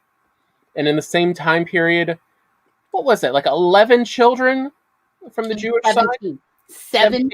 17, of which I think 14 survived to adulthood. Like, Yeah. This woman was serious about her kids making it, which, yes, I feel seen. But anyway. Raised a bunch of kids, yeah. Like, but they don't talk about that. They act like this, no one's ever heard, but like it was known at the time, it was written about. It was part of that, remember, as authors, think about what does everyone know? Because what everyone knows, nobody says, nobody writes down, because everyone already knows it, right? You don't need to write that down. So always think about, in any setting that you're writing, what does everyone know? Because your reader might not. Yeah. But I mean, it wasn't considered bigamy or anything because there were different laws that applied to each. Like there was literally separate laws. So, which is why only the Catholic children could inherit the father's property. The Jewish children couldn't. Mm-hmm. There were different in the German states. There were literally different laws though for the Jewish people versus the Catholics. And it wasn't that much overlap. So again, that's why it wasn't considered bigamy in any way. Mm-hmm. But yeah, like this whole, no, they were so much different and more conservative and more simplistic in the past. Is truly this is fiction. No, the more you can write of a modern current times, the more probably closer to reality you are for what they were like. Yeah, just put them in the period appropriate costume, outfit, and then change nothing else. I mean, people also think like, oh, technology must have been so different. And well, yes, they did not have smartphones before any period, before smartphones. They actually had a surprising amount of technology. People were not living in mud. People have never wanted to live in mud. Well, except for that one group. Are you talking about the llama breeders? No. What were they? Were they not the Normans? Was it the Saxons? Who was it that it was, poop and mud? The Saxons. All the helps. Yeah. Well, no. The Saxons in England. Yes. In the Cornwall area. Yes, they for whatever reason. Yeah, they were really into poop. Everyone's poop. Animal poop, human poop. They were really, and so much creative uses for it. No idea why. But true. Really I don't know why. Yeah, but yeah, they built all their walls mostly with human poo. Yeah. They're just so imagine every time it got wet, which is all the time in England. Yeah. Because would it ever truly dry? Like in the Southwest where stucco can dry. Think about that.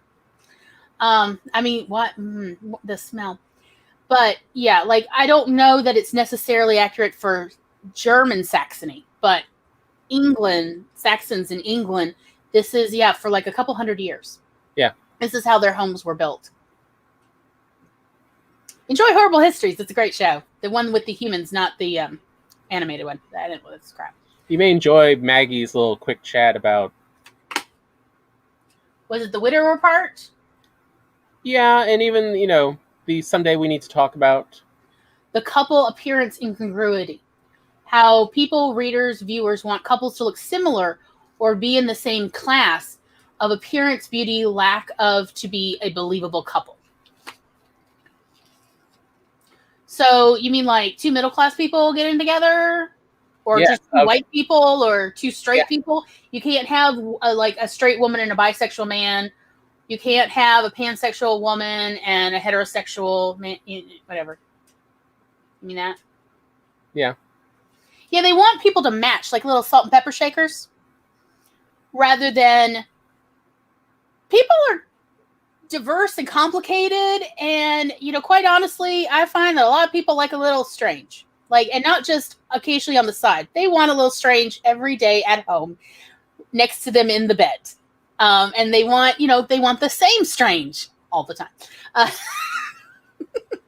What were you telling me yesterday about the husband take more money for the Okay, girls' weekend. so this trope, I can't remember what movie this was from because it has literally probably been a decade or more, but it was something I saw. It is my favorite. It is a rare trope, but I do love it. So there's the trope where essentially the couple tends to it's like the movie I saw, or maybe the TV show or something or whatever. It was like late 50s, early 60s, but it was in color. Like it was more modern, but it was the setting was historical. And what I normally will see, rarely, but still there, is say the wife is the good wife. She takes care of the home. She's a lovely person. And the husband occasionally goes out to the woods with his boys, his male friends. And there's like an implication that things may be a bit queer. And that she may or may not know, but it looks like maybe she knows and she kind of is fine with it, but they never discuss it. However, and I mean, like, I am more familiar with that one. I've seen that one a couple times in movies and books and In real stuff. life. Well, all right, I've seen it a bunch in real life. She's like gonna be so mad at her dad. To the back room, remember? She's gonna be so mad at her daddy. Well, I'll have to tell you that one sometime. So anyhow, but one time I saw it reversed and I loved it. So again, it's like a late 50s, early 60s setting.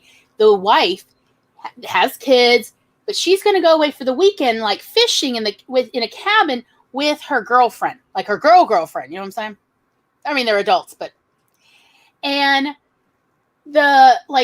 husband knows, and he's fine with this. He's going to watch the kids for the weekend. You know, everything's fine. The girlfriend drives up in her vehicle. He loads the suitcase or whatnot on the car or the trunk, whatever. And then he's like, "Do you need any extra money?" And she's like, "No, I'm fine. We're just going fishing. We're going to buy some bait. We're going to stop at the shop, the bait and tackle shop on our way to the cabin. And that's it." And he's like, and he pulls out a wad of money, not like a wad, but like a little money clip of money. And he just opens her clutch and he just shoves it in and clutches her little clutch shut. She's like, "I don't need that. What am I going to do with that?" He's like, "I don't know. Get your hair done on the way." She's like, "You really don't know how women live." And he's like, "I don't know. Just here, have some money." And meanwhile, the girlfriend's like, "Yeah, take the money. Let's go." And he's like, "Buy some wine or something." She's like, "Oh." And the girlfriend's like, "Thanks." And the wife gets in the car and they drive off for, fishing and activities for their girls' weekend and presumably buying wine at the bait and tackle shop. I don't know. And I thought that was just the sweetest portrayal of, like, truly this marriage works. That it's not, oh, she's stepping out on me with a woman. Or no, everybody knows it's a polyamorous relationship. He is secure in their marriage. She is secure in her marriage. And also obviously has a lovely girlfriend relationship where they go fishing and other in a lovely cabin. I mean, how fun is that? And I just thought that was the sweetest kind of play on that trope where I normally see the roles reversed of it's always the woman who's so faithful and is straight or heterosexual, but also never, while she's fine with his polyamorous relationships, she has none. She's monogamous. He's not, but she accepts it. And instead, she's kind of portrayed like a doormat. And I'm like, yeah, she doesn't have to be a doormat. Maybe she's just really happy with this. And maybe she's not into multiple partners. That's fine too. But, it's kind of portrayed like, oh, isn't she's like essentially kind of getting cuckolded or whatever. I don't know what the female term for that would be. But yeah, and versus I did one time see the most cute, adorable version, and I still think about him just literally, he's like, the dollars, they start breaking up, and he's just shoving bills, and you can kind of see them kind of sticking out as he's trying to close the clutch on her purse. And I'm like, yeah, that's how I want it. That's how I want my partner to be. Here, take some money. No, you need more. What am I going to spend it on? We're going to be together. I don't know, money. Aw, I mean, it's, because he wanted to give her more money than her allowance, so she could have fun with her girlfriend. So that was, yeah. So anyhow. Yeah, again, we often see these high drama, fictitious stories where everyone is insecure in their relationships. What's wrong with, it's all right to have your characters be in a secure relationship. You can put drama in elsewhere. It doesn't always have to be, oh, there's nothing they can trust in this world. It's all, full of lies. Sometimes you can have genuinely good friends, especially in your spouse. It's not...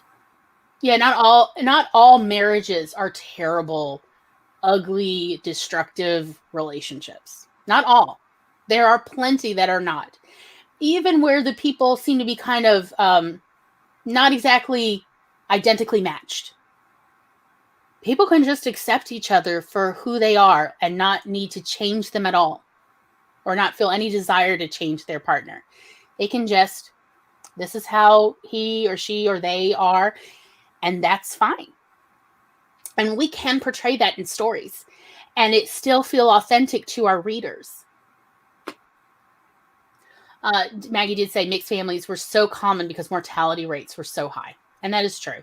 They were also more common for financial reasons. I mean, I predicted, what was it, like 20 years ago, that I figured there would be more, not like blended families, like step families together, but just like a variety, like I guess sort of more, I say polyamorous, but not necessarily in a sexual way. But essentially just friends raising their families together for financial reasons where, yeah, you've got multiple families living in the same home because it's financially more suitable for them. Because the wealthy at this point in history are definitely very greedy. So the poor just keep getting poorer. But people got to survive. Really, Eva? Yeah, I know we'd be doomed. I think The Simpsons have reviewed this.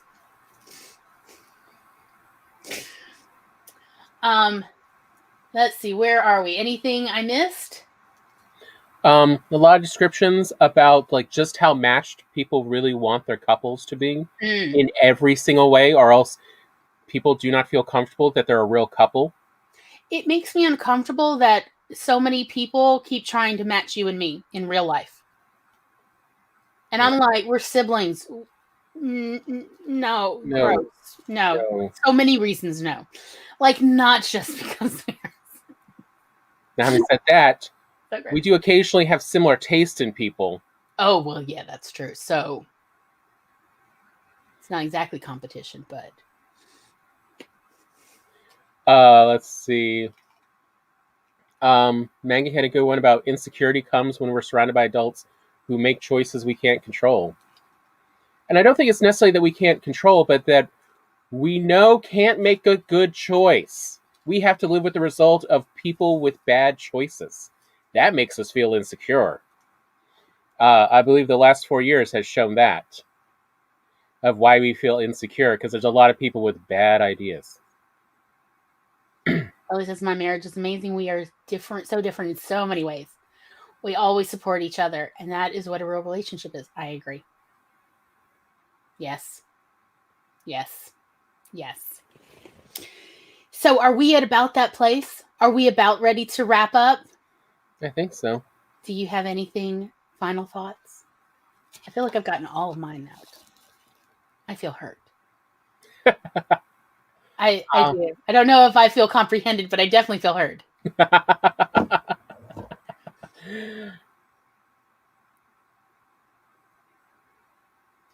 The only thing else I would add is, especially after like going through, I think we've talked about it before, but there's a YouTuber called Mr. Demon that makes just the most adorable compilations from TikTok on every kind of sexuality and whatever you want to call all the cores.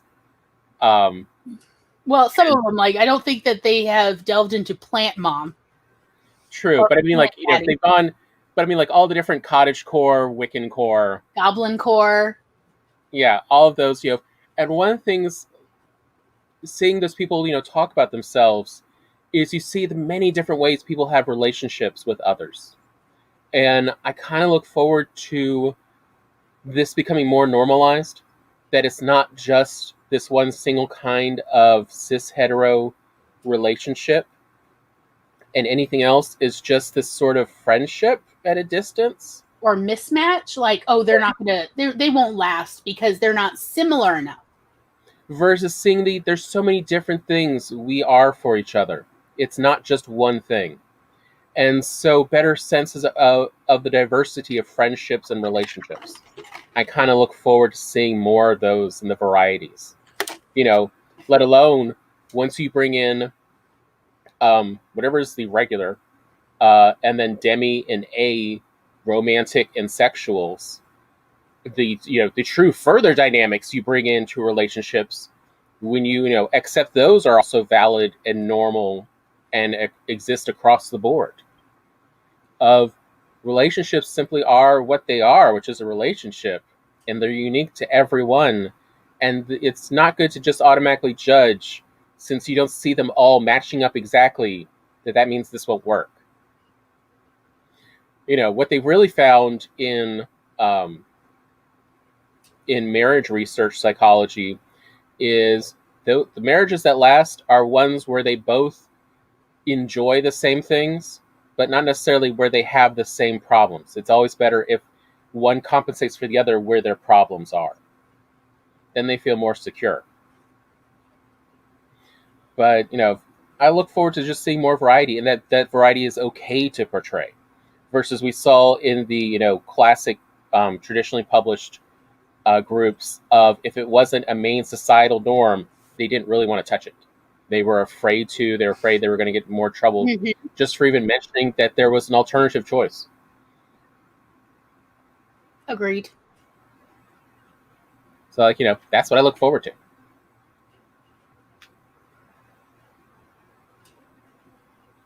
Very nice. So, next week, we are going to talk about Maggie's request, Jumanji, and we're going to talk about the 3 Jumanji movies, the Jumanji TV show, and my edition, Zathura, which Chris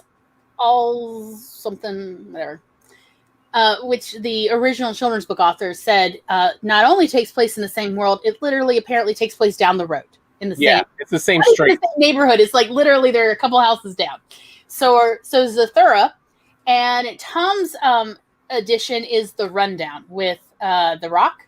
Yeah, I know I can't get my copy to play, so I'm working on that one. So I have yet to watch it. But that's what we're going to talk about. Maybe we'll get Maggie on in, face or avatar mode. Maybe we won't. I don't know. We hope though.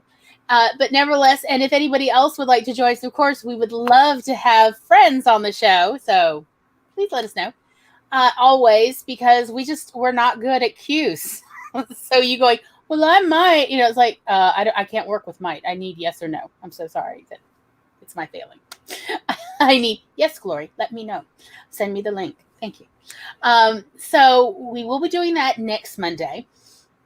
And what else do we have? Did anyone get bingo? Anyone at all?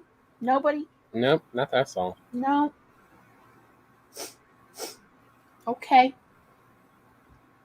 I feel like what people are really saying is we have enough crochet things and also enough snacks. If you didn't get bingo, since this is the last bingo of 2020, but you would still like a prize, I will mail you one. Let me know. You do not even have to say bingo. You could just message me. I will still send you something. We will agree on it. I may have to make yours if I don't have something in that color, and that's fine. So it may be slightly delayed, but I will still, everybody gets something. Spoiler alert. Everybody gets something if they welcome it. So anyhow, is there anything else? Later in January, we will resume the Awkward Sibling Hour, or we'll talk about autism and autism-related issues. And again, if you would like to come on, hint, hint, nudge, nudge, wink, wink. Or, here's one. If you would like to nominate somebody for us to invite on, we would love to get nominations. And let's see, is there anything else? Are we all good? How's everybody doing? I think everyone's been having a fun time. Okay. I just want to say again how grateful I am for everyone who came and how grateful I am for everyone who watches later. We love you. We care about you. We want to be here with you on your journey in any way that you welcome us. We are happy to be here. Thank you for coming, and thank you for coming back.